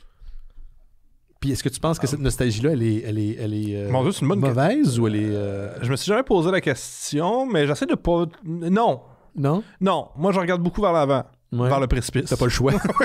L'abysse. Oui, il en reste de moins en moins dans l'avant. Attends. Non, pas tant, non. Pas tant, non. Je suis plus amer que nostalgique. Ah, ok, fait que ta nostalgie elle est basée sur la haine, oui, exactement. Très bon modèle. Oui, très sain. Très sain, exactement. Je me pose la question. Je me demande pourquoi j'ai perdu mes cheveux. Ah ben oui, regarde, je te suis, je suis pas bien loin derrière. Donc, c'est ça, je me pose la question parce que j'essaie des fois de voir si j'idéalise le passé. Puis c'est-tu au coup du futur? Est-ce que c'est parce que ça a tout le temps été de la merde? Puis si je m'en rendais pas compte parce que j'étais jeune et con? ou c'est juste que là, on est en accélération? J'ai comme l'impression que c'est un peu des deux. Je pense que c'est objectivement pire maintenant pour plein de raisons. Ouais. Là, tu sais, genre, on parle d'intelligence artificielle, ça pour moi, c'est le cas de technologie, runaway technology, genre, où tout est basé sur le vol de propriété intellectuelle et le vol de contenu, le vol de même de face de monde, là, dans le cas de certaines compagnies comme Clearview AI et autres, là, avec l'éthique extrêmement douteuse. Tu sais, on parle de l'élection de Donald Trump, où tout va mal, objectivement, va mal. On peut pas dire qu'on vit exactement dans un âge d'or présentement, OK?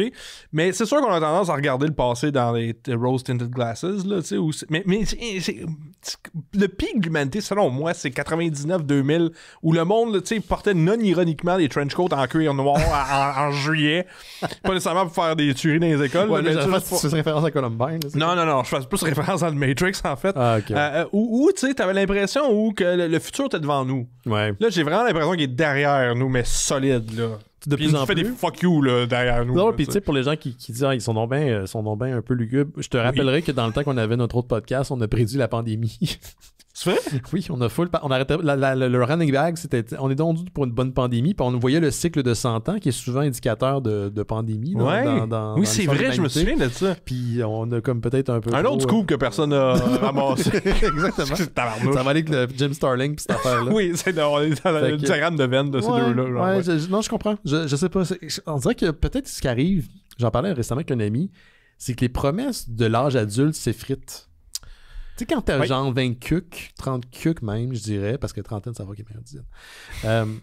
Les promesses, l'âge adulte, c'est comme une promesse. Tu sais, c'est tu vas être établi, tu vas voir ça, nanana. Ouais. Puis quand on est plus vieux, puis là, on n'a pas 60 cucs ans non plus, là, on dirait que cette possibilité-là, elle est moindre, elle est plus là. On est comme juste déçus. Ça, on vit dans les ruines d'un futur qu'on ne verra jamais. Oh, là, Mais qu'est-ce que tu veux dire par là? OK, ça, c'est le principe d'anthologie avec un H, anthologie. Okay. Ça, je sais pas si tu connais Mark Fisher. C'est un social critic anglais qui a écrit beaucoup là-dessus sur les promesses d'un futur distant ou vivre dans les ruines du présent, ce genre de truc-là. Moi, c'est un de mes auteurs favoris, puis il écrit beaucoup Mark là-dessus. Fisher? Mark Fisher, oui. Puis il écrit sur le concept d'anthologie. Jacques Derrida, le philosophe français, a écrit déjà là-dessus dans le passé, mais Mark Fisher, c'est un très bon écrivain contemporain de tout ça. Comme quoi, c'est ça, c'est ce qu'on s'est fait promettre ou à quoi qu'on s'attendait n'est jamais arrivé essentiellement, puis que tout ce qu'on a devant nous, c'est la déception, puis bon, il s'est gonné, Mark Fisher. Oh my God, OK. Sois pas surpris, fait qu'il y aura pas de nouvelle publication de Mark Fisher. C'est très bon, gars. J'ai entendu dire qu'on a entraîné l'IA avec son matériel. Sûrement, là. Lisez, si vous êtes pas trop dépressif, Ghosts of My Life de Mark Fisher, si vous voulez en savoir plus sur ça. Mais c'est exactement ce que tu viens de dire. C'est exactement ça. C'est que, tu sais, t'avais beaucoup d'expectatives, puis ça, c'est la génération X, qui est un peu nous, là, proche de nous. Moi, je suis un Xennial. Moi, je suis un Xennial, moi aussi. Je suis la micro-génération. Ouais, mais on est close enough, tu sais. Ouais. Puis ça, c'est la première génération qui s'est fait promettre les mêmes choses que les boomers ont eu, mais on l'a jamais eu. On l'a jamais eu, tu sais. Les fonds de retraite, là, quelqu'un va partir avec, là. Ouais, non, c'est ça, mais si t'en as un, déjà, c'est beau, là. Ouais. Mais tu sais, tout ce genre de trucs-là, tu sais, où tu te fais promettre certaines choses, puis le future always seems great, puis blablabla, puis là, t'arrives, t'es confronté à le poids écrasant de la réalité, puis à quel point il n'y a plus d'argent, puis il n'y a plus rien, puis tout est rendu en Chine, puis que tout suce, c'est ça, puis tout est de la merde. Tu sais, il a écrit beaucoup là-dessus, mais c'est exactement ce que tu décris. Fait que, tu sais, c'est pas un sentiment qui t'est unique. Toi, tu fais comment pour composer avec? Parce que moi, de plus en plus, j'utilise des drogues dures. Beaucoup l'alcool, notamment, puis je me coupe. OK, fait que finalement, les mêmes solutions que 90% de la population. Non, mais tout ça pour dire, tu sais, il faut trouver, puis ça, j'en avais déjà parlé à ma psy, d'ailleurs, de ça, genre, il trouve une soupape. Une soupape pour faire sortir justement ce... Parce que, tu sais, je pense qu'on tout le monde, des personnes, sans fausse modestie, plus intelligentes que la moyenne, on va dire. Puis je pense que c'est le cas de la majorité des auditeurs aussi. On a des gens très allumés qui nous écoutent. C'est assez surprenant que quand on les rencontre en live, il y a une sensibilité qui est commune. Très bien dit, tu sais, puis à cause de ça, on dit souvent ignorance is bliss. Ah oui. Bon, nous, on n'a pas le luxe de juste ignorer la marde ambiante puis la super tempête de problèmes qui nous entoure présentement. Fait que ça crée une réalité puis une existence misérable, je dirais. Fait que il faut que tu trouves ta manière de faire sortir ce méchant-là. Mais je pense que c'est le show, en fait, c'est ce show-là. Ben, ça peut être ça. C'est pour vrai, parce que des fois, on me demandait pourquoi tu continues. Je pense que c'est ce que Why bother? Why bother? Non, mais parce que j'ai une tribune, je veux pas, puis c'est un privilège d'avoir une tribune, puis absolument, tu sais, je veux dire, il y a quand même une responsabilité qui vient avec. Puis on a eu beaucoup de commentaires, surtout durant la pandémie, on a amené une certaine... c'est tout le temps quand ça va mal que les gens se rappellent de te dire « Hey, merci », tu sais. Puis on l'a pris, je pense, avec humilité, mais on n'avait pas réalisé à quel point on était dans la vie des gens au quotidien. Puis même si on n'a pas, tu sais, la crowd de, je sais pas moi, puis c'est pas une perche, là, mais pas une pointe, mais tu sais, comme Sexe illégal ou la gang de plutôt couple ouvert, pardon, c'est ça que je cherchais. Tu sais, on a un public qui est très, très, très fidèle. Une belle petite communauté sur Discord qui est comme, je le dis toujours, c'est l'Internet, mais sans trou de cul. Parce que, tu sais, on se filtre, puis tu sais, c'est un paywall qui est derrière. Donc puis t'attires un genre de personnes qui n'ont pas de trou de kisme. Non, c'est ça. Absolument, on les filtre de façon assez naturelle, puis on call out. Fait que je pense que c'est ça. Mais je me posais la question parce que justement, tu sais, toi puis moi, dans le temps qu'on travaillait ensemble, on était un peu face à cette espèce de fatalité. Puis on travaille avec notre ami Ben Gagnon qui, lui, est comme, il baigne dedans. Oui, lui, c'est la seule chose qu'il tient encore en vie. Il carbure à la fatalité. Fait, je me demandais, tu sais, comment tu fais au quotidien pour comme garder les choses en place, puis... J'ai pas mon modèle encore, tu sais, il est pas solide. Fait que je sais pas si tu médites, tu manges des champignons, mais Chris, il fallait que je te le demande. Ben, j'ai passé cette période-là de ma vie, mais je l'ai faite, là, mais je pense que c'est ça, c'est ton émission, man. Ben, je pense que c'est une manière, avec ton style d'humour, puis de tu sais, sarcastique. Mais tu sais, c'est une manière de faire sortir le méchant, à un certain point, tu sais. Puis je pense que toute personne, tu sais, qui est le moindrement un peu allumée sur la réalité qui nous entoure, n'a pas le choix de trouver sa soupape. Tu sais, parce que tu peux pas faire semblant que tout va bien. C'est parce que c'est pas le cas. C'est pour ça que je dis que le pic civilisationnel, on va se dire entre 99 puis 2006. OK. On va se donner un range. Tu sais, oui, c'était pas parfait à cette époque-là, là, mais... puis tu sais, c'est facile de voir le passé au travers de lunettes roses, là, mais si on les enlève 2 secondes, ça avait vraiment l'impression que tout marchait mieux quand même. Là, il me semble que la vérité était la vérité. Mais premièrement, il y avait une vérité qui était acceptée comme communément. La Terre est ronde. Oui, on n'avait pas ce genre de discussion-là à l'époque. C'est ça. Fait que déjà, on a l'impression qu'on part beaucoup de loin. Fait que trouvez votre super. J'allais dans un café hier. Puis on va prendre une petite pause juste après ça. Puis c'était la première fois que j'allais dans ce café-là qui est dans mon quartier. Hooters? Non, je suis jamais chez Hooters. Il n'y a pas d'Hooters. J'étais allé une fois à Atlanta. Ah oui, mais il y en avait un, ça arrive sud dans le temps. Je suis pas surpris. Je suis surpris que ça soit à Laval, honnêtement. Non, c'était à Greenfield Park. Close enough. C'est comme toute la sur ta show. Anyway. Puis je suis rentré dans le café, puis j'étais il y a une vibe weird ici. Puis il y avait un journal qui était à côté de la caisse enregistreuse. Puis j'étais une note, je suis pas sorti parce que j'étais avec quelqu'un, mais en temps normal, j'aurais écrit ça mon camp. Et le journal, c'est un genre de journal alternatif. Là. Tu disais que t'aimais pas le mot, là, le média alternatif, parce qu'il y a du bon puis il y a du mauvais là-dedans. Puis c'est marqué 17 millions de morts dus au vaccin de la COVID. Mais j'étais comme, si ça, c'est pas une base sur laquelle on peut pas. Tu sais, comme. Et pourtant, c'est la pierre angulaire de tout ce qui divise la société présentement. T'as-tu ta pic-pic? T'es-tu mort à 35 ans? Mais croire que t'as 17 millions de personnes qui meurent de cette affaire-là, c'est comme... C'est un magazine imprimé? Ouais, c'était comme un genre de magazine comme alternatif, puis j'étais allé à côté de la caisse, puis il y avait comme les...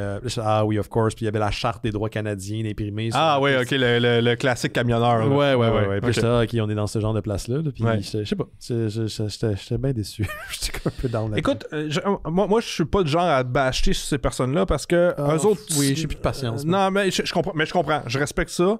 Personnellement, tu sais, c'est des personnes désaffranchies. Oui, ça c'est clair. Et qui ont perdu leur agency, comme on dit en anglais. Vous m'excuserez les multiples anglicismes. Ah, c'est correct, c'est au mystérieux. Ouais, je sais. Mais, tu sais, puis c'est une manière pour eux de reprendre un contrôle puis une explication sur la merde ambiante. C'est pas la bonne, selon moi, mais je peux pas les blâmer d'essayer de trouver quelque chose, de trouver une compréhension à cette merde ambiante. Je peux l'expliquer, mais j'ai comme plus de patience. Fair enough. C'est malheureusement. Pourtant, t'as une patience légendaire. Pour certains trucs, je suis très patient. Il y a d'autres choses que je suis vraiment pas patient. Dont ça. Oui. Quand ça touche aux gens, t'as un petit peu moins de patience. Mais quand c'est comme les gens qui touchent, c'est parce que les gens qui affectent ma qualité de vie à moi, là, c'est là où ça vient un petit peu. That's fair. Puis je suis trop empathique, en fait. C'est aussi le problème. Genre, je sens toutes les crises d'émotion. Fait que là, il faut prendre une petite pause parce que justement, ma soupape est complètement pleine. Je vous rappelle qu'on a un SpeakPipe, le lien dans le descriptif de l'épisode, si vous voulez laisser un message pour le spécial de Noël des Mystérieux, qui aura lieu le 22 décembre prochain. Sinon, on vous invite à donner au Patreon des Mystérieux Étonnants. En échange de votre contribution, vous avez accès à Bifurcation, qui est un podcast exclusif des membres Patreon des Mystérieux Étonnants. La semaine passée, on a sorti notre dernier épisode dédié à notre cycle à Tim Curry, l'acteur Tim Curry, avec The Ritual, un film qui n'a rien à voir avec les Tales from the Crypt, mais qu'on a enregistré une ouverture spéciale pour essayer de le vendre puis de le passer au public parce que c'est de la Christie de vidange. Donc on a fini le cycle avec ça. On était supposé se lancer dans un nouveau cycle avec mon ami Rémi Fréchette, puis finalement, on va se lancer dans un cycle qui est dédié à des films de Noël, mais un peu de série B. Fait qu'on va avoir quelques épisodes durant le mois de décembre. Je ne vais pas vous en dire plus. On va enregistrer ça prochainement. Donc, soyez assurés, vous allez avoir des épisodes exclusifs pour décembre de Bifurcation. On vous donne aussi à l'avance, en échange de votre don Patreon, des épisodes de Terre humaine chez Isidore. Et on vous donne aussi accès au Discord des Mystérieux Étonnants, donc qui, comme je l'ai dit souvent, réunit plein de gens. C'est comme Internet, mais sans trop de cul. La promesse de l'Internet vue de 98, justement. Donc, on échange des articles sur plein de sujets. C'est vraiment une belle communauté. On écoute la lutte le dimanche, d'ailleurs. Ça arrive souvent qu'on va écouter des pay-per-view ensemble. Gab est d'ailleurs censé reprendre du service. Ça, c'est le gars qui diffuse nos soirées de lutte. On écoute des films. Durant le mois de novembre, on écoute des films d'Adam Sandler parce que c'est le mois le plus gris. Fait qu'on se dit why not? Et en décembre, on va certainement écouter quelques films de Noël. Votre don fait en sorte aussi qu'on est capable de produire Tarkaju et Noël chez Isidore, qui j'imagine va reprendre du service pour le temps des fêtes. On est disponible partout: Apple Podcasts, YouTube Music, Spotify, Amazon Music et plus des 300 dernières archives des Mystérieux Étonnants sont disponibles sur notre site internet. On est sur Facebook puis les autres plateformes de bullshit comme Instagram et X, mais pour vrai, on est surtout sur Discord. Laissez-nous un message là, pour le spécial de Noël, ça serait vraiment sympathique. On revient dans quelques instants avec Gods de Jonathan Hickman et Marte Garcia. Vous écoutez Les Mystérieux Étonnants. On va maintenant parler du sujet de la semaine. Et cette semaine, il s'agit d'une bande dessinée publiée par Marvel Comics. On parle de Gods par Jonathan Hickman et Marte Garcia. Oh, un petit bit numéro. Hein? Assez copieux, merci. Par où commencer? Je dois dire, pour mettre la table, que JP, tu lis du comic book. Oui. Mais tu lis pas de Marvel Comics. Ça faisait longtemps que tu avais lu du Marvel Comics. Ça fait, je pense que je l'ai mentionné plus tôt dans l'émission, ça fait à peu près 25 ans. Moi j'ai lu très jeune des bandes dessinées, évidemment, étant un bon geek qui a perdu sa virginité tard. Bienvenue dans le groupe. Oui, non, mais ça a donné... Ça a positif, on va dire. Anne-Marie, je te salue. Je ne l'aimerais pas, là, mais... Ouais. J'ai évidemment Marvel, c'était go-to. Tu sais, bon, évidemment, à notre époque, t'avais DC puis t'avais Marvel essentiellement. Ouais. Là. Moi, j'avais été un fan de DC. Marvel, moi, j'étais un fan des X-Men, Wolverine. Avant les films, j'étais un fan de Wolverine. T'étais dans la période des années 90, là, les gros titres. Là. Ouais, les Uncanny X-Men puis compagnie, tout ça. Moi, j'adorais les X-Men. Puis là, évidemment, grew out of it, I guess, là, tu sais. Puis je lis encore beaucoup. Ouais, qu'est-ce que tu lis? Je lis New Burn. Vraiment bon, l'histoire d'un détective avec un genre de sa jeune associée, très très bon, qui enquête sur genre un ancien gars de la mob devenu détective qui enquête sur la mob. Ouais. C'est très très très bon. The Prodigy, je lis, j'ai lu récemment aussi je pense que c'est Do a Dropkick, qu'on a fait la même. Do a Powerbomb. Do a Powerbomb. Écoute, tantôt je te parlais de Transformers, l'artiste de cette bande dessinée-là, c'est lui qui a fait le premier trade de Transformers. Ah, ok. Très bon art, d'ailleurs. Oui, c'est super bon. Do a Powerbomb, à la fin tu bailles, là, moi j'avais une larme aux yeux. Puis je lis tout ce qui est pas DC ou Marvel essentiellement. Tu lis un peu d'Image Comics. Oui, quand même. Un peu, mais je te dirais, mettons, une de mes bandes dessinées favorites que j'ai lues, c'est The Invisibles de Grant Morrison. Okay. Puis là, ça, c'est mon segue pour toi, pour aller dans cette histoire-là, le Gods de Marvel. Ça m'a beaucoup rappelé The Invisibles de Grant Morrison. OK, qui est dans du high concept. Il n'y a pas vraiment d'équivalent francophone. Du crissement très, très high concept parce que Grant Morrison, pour ceux qui ne le savent pas, c'est qui se décrit lui-même comme magicien du chaos. C'est ça, exactement. Du chaos, spécifiquement, OK? Fait que lui, c'est si vous lirez là-dessus, le chemin de la main gauche, le left hand path. C'est comme l'idée de mettre des des intentions dans l'univers, puis éventuellement ceux-ci créent des d'actualiser ces trucs-là, ouais. Exactement. Will it into being. Je vais montrer mon livre sur la magie du chaos, j'ai dans mon livre. Je lis sûrement dans mes propres bibliothèques. mais bref, ça me rappelait ça au niveau de très high concept, puis très quasiment masturbatoire dans son approche. Je peux comprendre, oui. Mais c'est bon. J'ai beaucoup aimé. Puis c'est mon premier comic de Marvel en fucking 24 années. T'es tombé sur un comic de Jonathan Hickman. Fait que c'est que j'ai rien d'autre vu de lui. T'es allé au Millennium, qui est une boutique ici à Montréal qui parle de comic book. Puis je pense que c'est Patrick, qui est un des libraires, te dit que c'était bon sans être masturbatoire. Je pense que le terme n'est pas galvaudé ici. Là, c'est quand même une bonne description. Parce que c'est ça. Parce que, tu sais, en préparation au podcast, j'ai dû lire en catastrophe 8 numéros d'une bande dessinée beaucoup trop dense. Catastrophe, je t'ai envoyé une semaine à l'avance. Oui, mais catastrophe parce que j'ai commencé à le lire ce week-end. Fait que j'ai eu à peu près 3 jours. Je t'ai averti, je t'ai dit attention. Je le sais. Ben oui, mais regarde. En tout cas, bref. J'aime ça faire les affaires à la dernière minute. Ben oui, je vois ça. C'est le même que je performe. C'est comme ça que ta carrière quand je suis acculé contre le mur. Oui, c'est ça. Fait que bref, j'en ai parlé de ça. Puis tu sais, j'ai dit, c'est comme. Puis j'ai demandé de me décrire la bande dessinée. Lui, il l'avait lu. Je le salue d'ailleurs, Patrick. Je l'aime beaucoup. Je sais pas s'il nous écoute des fois. J'ai déjà écouté. Je sais pas s'il nous écoute encore. Ah, je sais pas. Salut, Pat. Puis tu sais ça, puis j'ai dit, c'est-tu comme The Invisibles de Grant Morrison qui bon là j'ai lu The Invisibles justement il y a une vingtaine d'années à une époque où je faisais des champignons hallucinogènes à tous les jours pendant 6 mois de temps. OK. Fait que ça se prête bien à ça. Mais Grant Morrison a un style qui est très masturbatoire, on va se le dire. Lui, il écrit pour lui-même. Puis c'est correct, j'ai pas de problème avec ça. C'est pas le cas de Jonathan Hickman. Puis c'est ça que Patrick m'a dit, Librairie Millennium, il dit, tu sais, c'est pas weird for the sake of being weird. C'est juste plusieurs concepts de haut niveau. En fait, c'est Hickman réimagine la magie.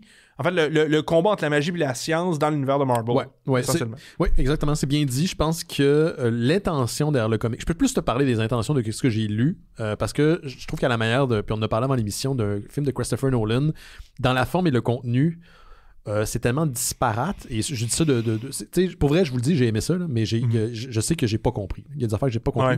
Dans la formule, dans le contenu, tu te perds un peu. Puis c'est là où Jonathan Hickman, je reconnais sa patte, il a toujours écrit comme ça, il y a des choses qui sont out of sequence, il fait référence à sa propre mythologie qu'il a déjà établie un petit peu dans New Avengers, puis dans Avengers, sa run de 2015, je crois. Donc il y a des éléments qui font référence à sa propre mythologie, mais un peu à la manière d'un Grant Morrison, il y a sa patte, il y a son style, et c'est le Jonathan Hickman que vous connaissez, que vous allez retrouver dans Gods, pardon. Il voulait justement décrire c'était quoi la réalité. Je pense qu'il décrit la réalité comme une box. Oui, il y a un beau graphique en fait en 3 dimensions sur les différents axes de comment que la réalité opère. Là, sur l'axe du bon et du mauvais, j'essaie de le retrouver vite. Il est loin dans la bibliothèque. Vous m'entendez pas parce que c'est sur ma tablette, mais je suis en train de flipper les pages présentement là, pour essayer de retrouver le style graphique. Là. Mais oui, c'est comment il explique la réalité puis sur 3 axes différents. Oui, avec aussi l'équilibre entre la magie puis la science. Puis tout ça était des choses qui n'étaient pas là avant. C'est le personnage de Wynn, W-Y-N, qu'on rencontre pour la première fois dans le comic book, c'était pas un personnage qui a déjà eu un passé. Il a été établi pour Gods. Il y a eu quelques apparitions caméo dans certaines séries qui ont amené éventuellement à Gods, mais c'est self-contained. C'est une histoire qui est 100% du cru de Hickman, qui voulait un peu remanier, si vous voulez, la cosmologie de l'univers de Marvel Comics pour juste mettre un peu la table dans cette nouvelle cosmologie de Hickman. Il y a la magie, elle existe, comme on connaît Doctor Strange, on connaît des power users comme Dr. Voodoo et autres, et on a la science. Et pour eux, c'est comme 2 facettes de la même énergie. Mais ces 2 clans-là, qui à une certaine époque étaient opposés, servent tout ce qu'ils appellent des dieux. Même le clan de la science, aux yeux à leurs yeux à eux, l'entité à qui ils se réfèrent, c'est un dieu. Et Wynn aussi se réfère à un dieu, et les 2 travaillent pour essentiellement leur dieu. Et c'est plus là, je pense qu'on est vraiment dans l'établissement des règles de ce qui sera la cosmologie de Marvel, parce qu'il n'y a pas tant d'antagonistes. Il y en a un au début, puis l'antagoniste prend le champ. C'est le MacGuffin. Exact. C'est l'excuse pour faire l'histoire. Exact. Puis après, c'est Wynn puis son parcours dans cet univers-là qui est complètement nouveau. Les 3 axes. Vas-y donc, tu l'as retrouvé. Après 10 ans, oui. T'as le bien et le mal. Ouais. T'as la naissance et la mort. Sure. et la magie et la science. Et voilà. Fait que c'est tous ces axes-là, ce qui donne un cube, en fait, là, essentiellement, qui décrit la réalité. La réalité. Puis c'est ce qui se passe à l'extérieur de ce cube-là qui devient problématique dans la série. OK. Puis là, je vais te poser une question qui est un peu sketch. Est-ce que tu as aimé ça? Oui ou non? Sans aller dans les gros détails, t'as-tu aimé ça? Oui. Oui, parce que j'aime beaucoup ce genre de high concept. Là. J'ai peut-être vendu le punch un peu en disant que je suis un fan des Invisibles de Grant Morrison. Là. C'est sûr que ça peut devenir masturbatoire. C'est pas le cas ici. C'est pas parfait comme série. Non. J'aurais aimé avoir plus de détails de certains personnages, notamment Mia, je pense. Mia qui est comme... Mia qui est un personnage justement qui découvre cet univers parallèle-là, si on veut. En tout cas, pas parallèle. Là, mais caché du monde normal. Qui est introduite à ça. Puis le personnage est droppé assez vite. Il est peu développé. Ben, comme tu dis, si c'est une mise en bouche pour d'autres choses, ça peut être intéressant. Mais tu sais, comme ça, c'est pas parfait. Je trouve l'histoire de Dimitri touchante aussi avec ses parents, justement, tu sais, qui bon, je veux pas s'en vendre de punch, là, mais tu sais, qu'on ne sait pas au début que c'est ça qu'il cherche, puis que finalement, lui représente la science. Win, aussi, en fait, moi, j'ai une question pour toi. Win ressemble, et c'est dit dans la bande dessinée aussi, c'est soulevé, il ressemble comme 2 gouttes d'eau à Doctor Strange. Oui, Doctor Strange est présent d'ailleurs dans la bande dessinée. Il est présent comme personnage secondaire. Pourquoi? Moi, j'ai l'impression que Hickman voulait partir avec complètement des nouvelles bases. Puis, s'il aurait utilisé Doctor Strange pour raconter l'histoire qu'il voulait raconter, il était peut-être trop contraint. Trop de bagages. Trop de bagages, trop contraint. Puis, tu sais, je veux dire, Wynn est... en fait, il sert les entités magiques. Là. C'est comme c'est ça, c'est l'avatar de la magie dans cet univers-là. Je sais pas, je pense qu'on voulait faire table rase, puis... Mais garder quelque chose de commun, ne serait-ce que l'apparence avec Doctor Strange. Parce que ça, c'est établi assez rapidement que les deux se connaissent. En fait, le comic book roule sur une rencontre entre les deux. Exact. Puis plus tard, on voit que Wynn va au Sanctum Sanctorum, qui est la base de Doctor Strange. Puis tu sens qu'ils ont un passé. C'est juste que Wynn étant dans les retranchements de la magie, il n'est pas public. Là. C'est pas comme un genre de super-héros. Puis moi, dans les comic books, j'en ai souvent parlé, autant chez Marvel puis DC, j'ai toujours aimé justement ces retranchements-là, le côté caché de ces univers-là fictifs où il y a des personnages qui évoluent dans des combats cosmiques que nous, en tant qu'humains, simples humains, on ne pourra jamais comprendre. Puis on est là-dedans, tu sais. J'ai aimé ça aussi, sauf que j'ai beaucoup de difficulté à te dire ce que j'ai été en mesure de comprendre. Ça a l'air con à dire, j'ai pas tout compris, mais j'ai aimé ça. Je sais qu'il y a un comic book qui est là, qui est intelligent, qui n'est pas masturbatoire, qui a une certaine profondeur, mais j'ai l'impression de manquer de beaucoup de clés pour réussir à le comprendre. Puis pour te dire, j'ai essayé de pousser ma recherche plus loin. Tu sais, il y a des vidéos sur Internet où on va te faire des reviews, puis des Comic Explain et compagnie. Comic Explain en a fait quelques-uns, mais c'est le seul. Le 3/4 ont juste parlé du premier numéro, qui est quand même facile à suivre. Puis après, on dirait qu'ils ont abandonné. Sur les 8, c'est le seul que les gens ont reviewé. Fait que d'essayer de comprendre ce qu'on nous montre, je n'ai pas eu les clés de l'explication. Ben, c'est ce que je suis content de l'avoir lu en trade paperback. Okay. Parce que en single, ça aurait été je me serais gonné. Non, mais c'est parce que tu peux pas te souvenir il y a un mois, parce que après, tu lis jamais juste une bande dessinée, là, tu n'as fucking 15 à la shot, là, tu sais. C'est une maladie. Ouais, c'est vraiment, là. Tu sais, puis, mais là, ça permet une analyse. Ceci dit, là, je vais vous taper ses nerfs en venant avec des Invisibles de Grant Morrison, mais il y a un guide qui a été publié des années après l'apparition de la bande dessinée des Invisibles de Grant Morrison, explicatoire de la bande dessinée. Avec panel par panel, ça analyse toute la série au complet, c'est une brique, là. Je l'ai à la maison, c'est super bon, qui explique tous les concepts, justement, les références, les trucs de même, les liens qu'il y a. Je pense que ça gagnerait à avoir ce genre de add-on-là ou de trucs explicatoires. Puis pas que c'est très bien ficelé comme bande dessinée. Tu sais, ce qui est introduit dans le premier numéro, on le retrouve dans le 8e aussi pour rattacher les tours ensemble. Notamment l'histoire de Dimitri, c'est un très bon exemple de ça. Son assistant, Wynn, qui fait partie du clan de la magie. De la science. De la science, c'est ça, exactement. Puis Wynn, c'est la magie. Fait que c'est puis ils sont pas nécessairement opposés, ils sont en balance. C'est vraiment ça qu'il faut le voir. Fait que tu sais, il y a du très très bon stock là-dessus, mais c'est très dense, c'est très très lourd. Un peu la meilleure des fois encore une fois, je trouve que Nolan est le meilleur équivalent cinématographique pour décrire le style de Hickman. Il y a comme des ellipses et il y a des choses qui sont pas répondues. Fait que là, tu dis, OK, ça peut peut-être être répondu plus tard. Puis là, tu continues à lire. Puis là, finalement, OK, non, on continue, on en rajoute. Puis on dirait que moi, je suis un genre de lecteur qui est ça va te surprendre, un peu anxieux. Donc, j'ai besoin de pouvoir savoir où je m'en vais pour bien absorber l'information qui m'est livrée. Donc, Hickman, autant que je peux apprécier son style, que je vais avoir de la difficulté à digérer ce qu'il me donne parce que je ne suis pas certain de ce que je comprends, de ce que je lis. Donner un exemple, la fameuse dynamique entre le clan de la magie versus le clan de la science. Il a fallu que j'aille lire sur des wikis pour bien comprendre que la magie, il y a juste un avatar de son dieu, c'est Wynn, puis tandis que la science, son sang, puis que la magie va être accompagnée, Wynn va être accompagné d'un gars de la science pour balancer, puis ça va être le même cas aussi pour la science, mais là, comme tout ça est vraiment comme complexe, puis leur perception par rapport aux dieux, puis c'est quoi leur mission essentiellement, ils servent qui, puis ils servent quoi, puis c'est quoi le but final. Puis je pense aussi que, tu parlais tantôt de Doctor Strange, on a utilisé Wynn parce qu'on voulait raconter son récit à lui, qui est excessivement personnel. Tu sais, à la fin, on a fait full circle sur son existence, parce qu'on voyage dans le temps, le spoilers. Fait que, mais je pense que c'est pour ça qu'on a utilisé ce personnage-là. Mais il y a un moment où je le vois découper, puis j'ai aucune idée de ce que ça veut dire. On parle d'une tranche de temps qui a disparu pendant 80 ans. De quoi qu'on parle? C'est parler sur un panneau. Tout ça, là, je n'ai pas compris. Mais c'est drôle parce que toi et moi, on a aimé ça, mais moi, je vis très bien dans l'absence de réponse. C'est ça. Même si, en tant que personne, j'aime ça comprendre les choses, évidemment. Là, t'es un humain. Oui, c'est pas tout le monde qui aime comprendre les choses, honnêtement. Là, on parlait d'ignorance is bliss. Là. Il y a bien du monde qui sont bien contents de pas comprendre les affaires. Okay? Mais moi, à la base, je suis un informaticien en cybersécurité, j'aime comprendre les systèmes, comment que ça fonctionne.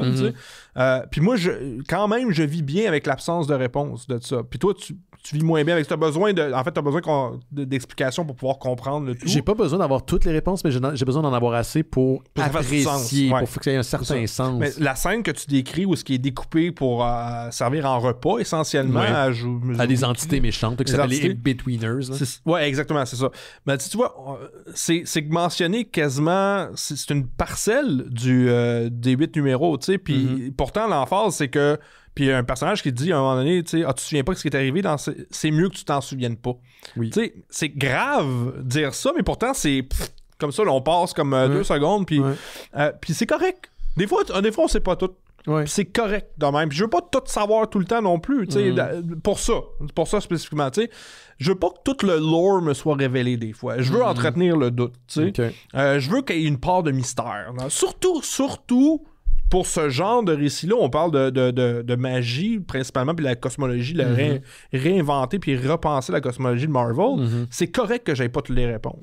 Moi, je vis bien avec ça. Toi, puis c'est drôle parce que tantôt, tu disais que t'avais pas lu de Jonathan Hickman, puis t'as un peu, j'imagine, pour connaître un peu ta tête, aimé l'espèce de graphe que tu as trouvé, là, l'espèce de bon. Oui, j'ai passé du temps, puis tu m'as vu se flipper les pages pour le retrouver. Oui, j'ai beaucoup apprécié ça. Bon, ben ça fait partie. Hickman met tout le temps ça dans ses comic books. Il a mis ça dans Transhuman, dans un vieux comic d'Image qui est fait dans le temps. Il a mis ça dans ses comic books des X-Men, parce que c'est lui qui a réinventé les X-Men il y a environ... écoute, ça va faire 6-8 ans de ça, là, ça va faire vraiment 5-8 ans à peu près, ouais.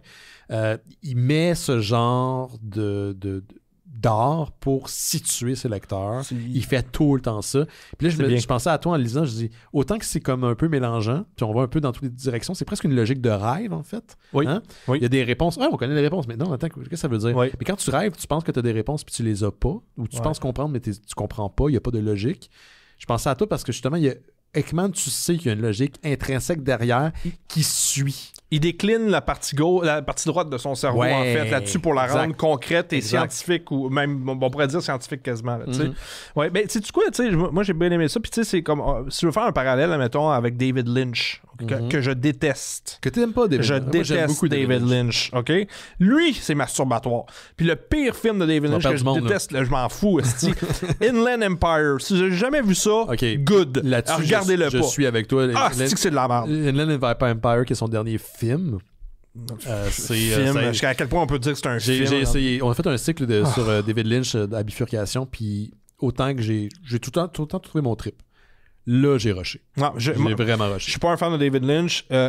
J'utilise souvent Inland Empire pour justement dire au monde qui aime David Lynch que c'est pas si bon que ça. Peut-être que celui-là est pas bon. Mais... Non, mais tous les goûts sont dans la nature, on s'entend, là, mais...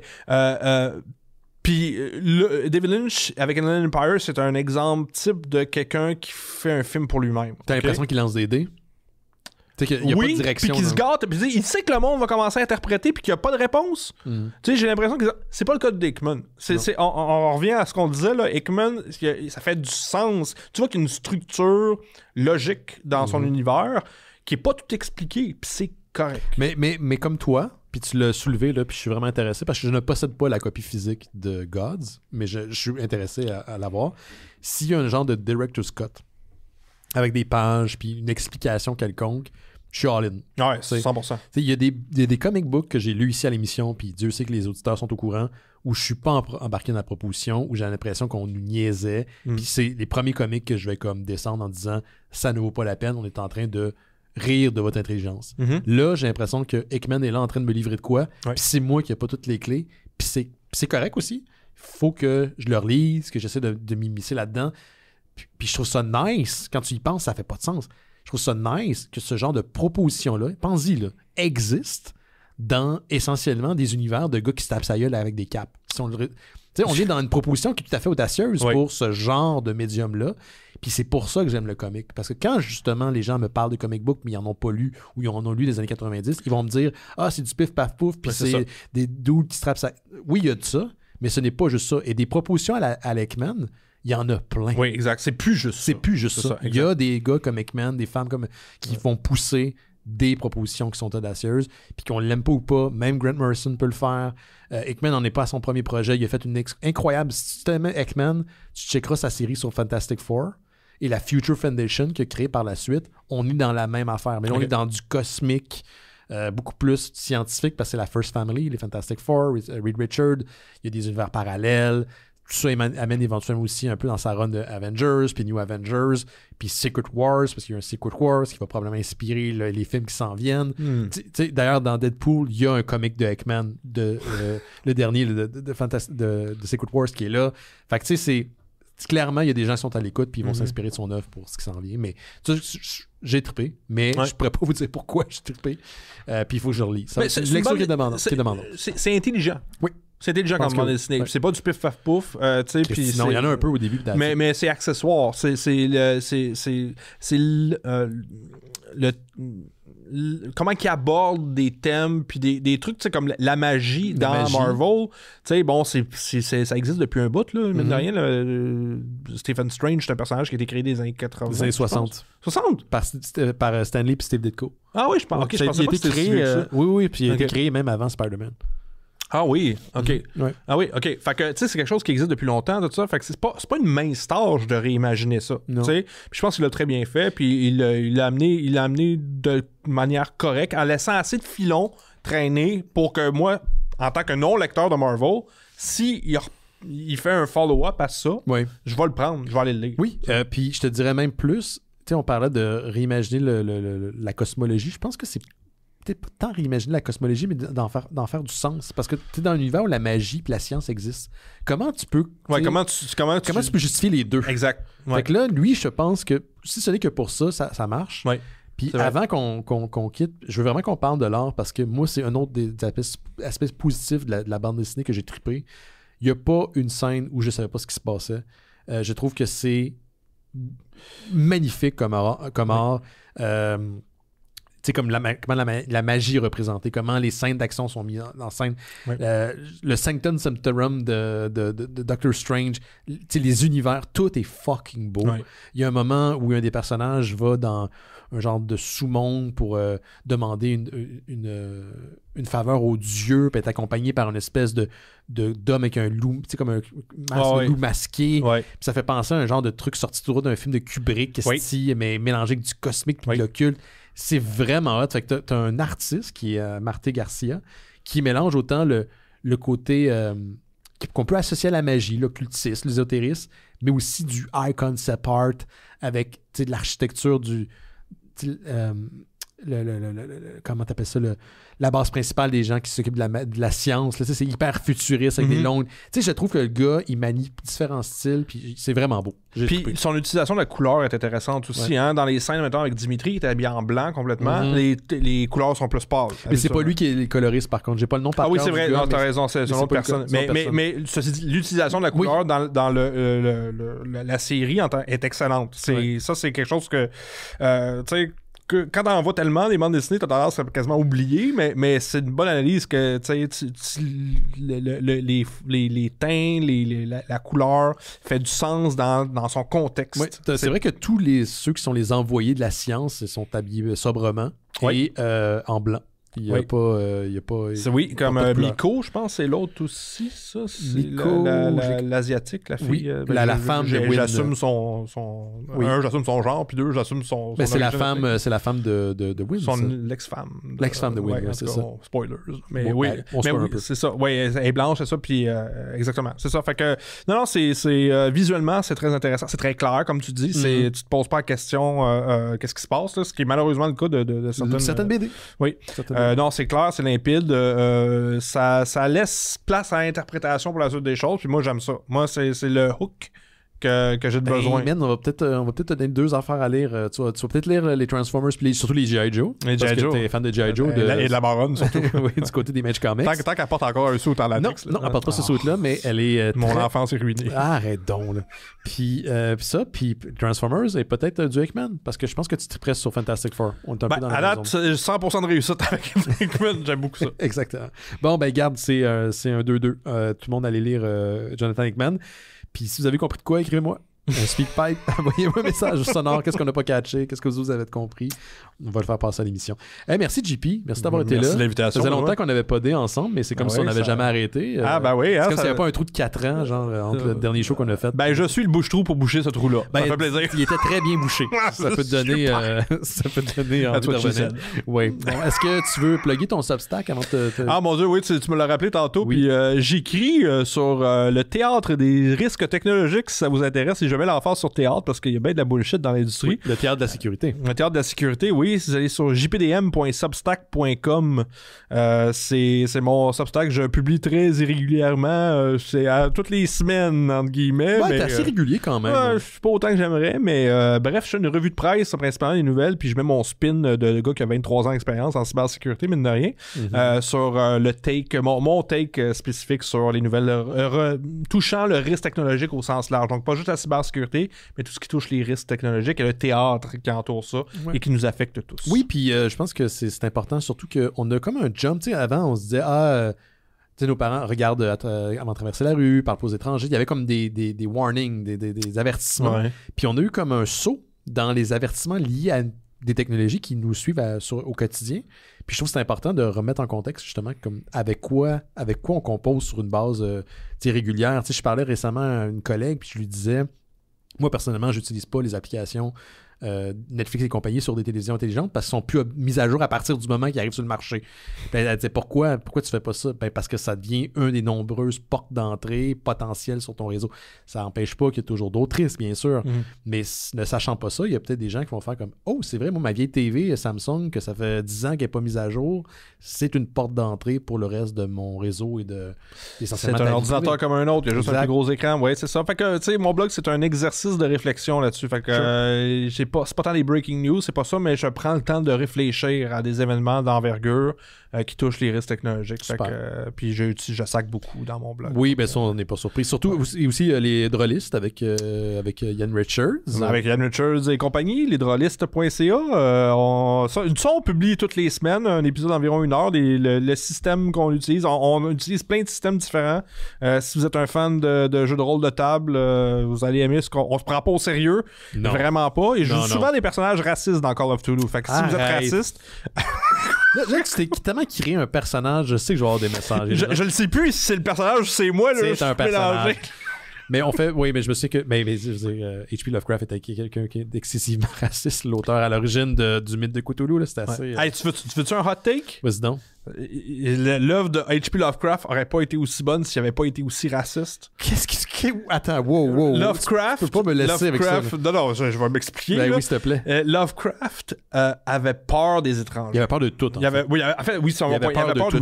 Il était xénophobe, mais aussi agoraphobe. Oui, puis ça a été exacerbé la première fois qu'il a visité New York. Oui. Okay, parce que c'est un gars de Providence, dans le Rhode Island. Puis il était confronté à plein de gens de différentes horizons. Ça m'a vraiment troublé. Puis dans ses écrits, tu sais, ces créatures cosmiques qu'il décrit, c'est souvent des trucs souvent bestiales ou autres que dans ses autres écrits, ses lettres, notamment à Robert Howard, qui a fait Conan, il a écrit longtemps, il était dans la même période que lui, qui décrit, il y a des liens à décrire, mettons, avec les immigrants de New York et ces créatures extraplanaires. Mais c'est sa peur de l'autre, son racisme qui a alimenté sa pensée disjonctée sur les créatures qui existent à des niveaux tellement supérieurs à nous que pour eux, on n'est que des insectes insignifiants dans le grand scheme of things. C'est fucked up, man. Il a weaponisé sa xénophobie puis il l'a mis dans son... Il s'en est même pas rendu compte parce que pour lui, c'était juste un état normal des faits, mais même à son époque, même à l'époque où tout le monde était raciste, on va dire, le monde a trouvé intense. T'sais. Oui, dites-vous ça. Là, mais c'est quand le monde des années 20 trouvait H.P. Lovecraft trop raciste. Là, et il devait être lourd à Noël, lui. Ah non, mais c'était le gars autiste. On l'aurait diagnostiqué autiste probablement aujourd'hui. Mais il faisait des hyperfixations, en fait. Oui, c'est ça. Mais tout ça, cette haine-là a servi à quelque chose de bon. C'est créer non, mais là, je trouve le silver lining quelque part. Moi, je suis un fan de Lovecraft. Évidemment, je veux dire, c'est comme être fan de Roman Polanski. Là. À un moment donné, je veux dire, ça vient avec une lourdeur, mais ça enlève pas l'intelligence de son œuvre. Fait que tu me laisses avec ça. Oui, absolument. Oh my God. Fait que si vous voulez m'envoyer des insultes, c'est Benoît à commercial. Ah boy, ok. Merci quand même, JP. Plaisir. Je pense pas que je vais être en retour dans l'émission. Non, tu vas sûrement revenir. Des fois, il y a des émissions où les gens peuvent pas venir. Fait que on vous donne rendez-vous le 22 décembre pour le spécial de Noël et Mystérieux Étonnants, puis soyez des nôtres le 20 ou le 21 pour le Sapin les Boules dans le cadre de McFly Event. Achetez-vous bien maintenant parce que ça part très très vite. Vous allez manquer quelque chose d'absolument inoubliable sinon. Faites attention à vous autres. On se voit la semaine prochaine. Bye, ciao.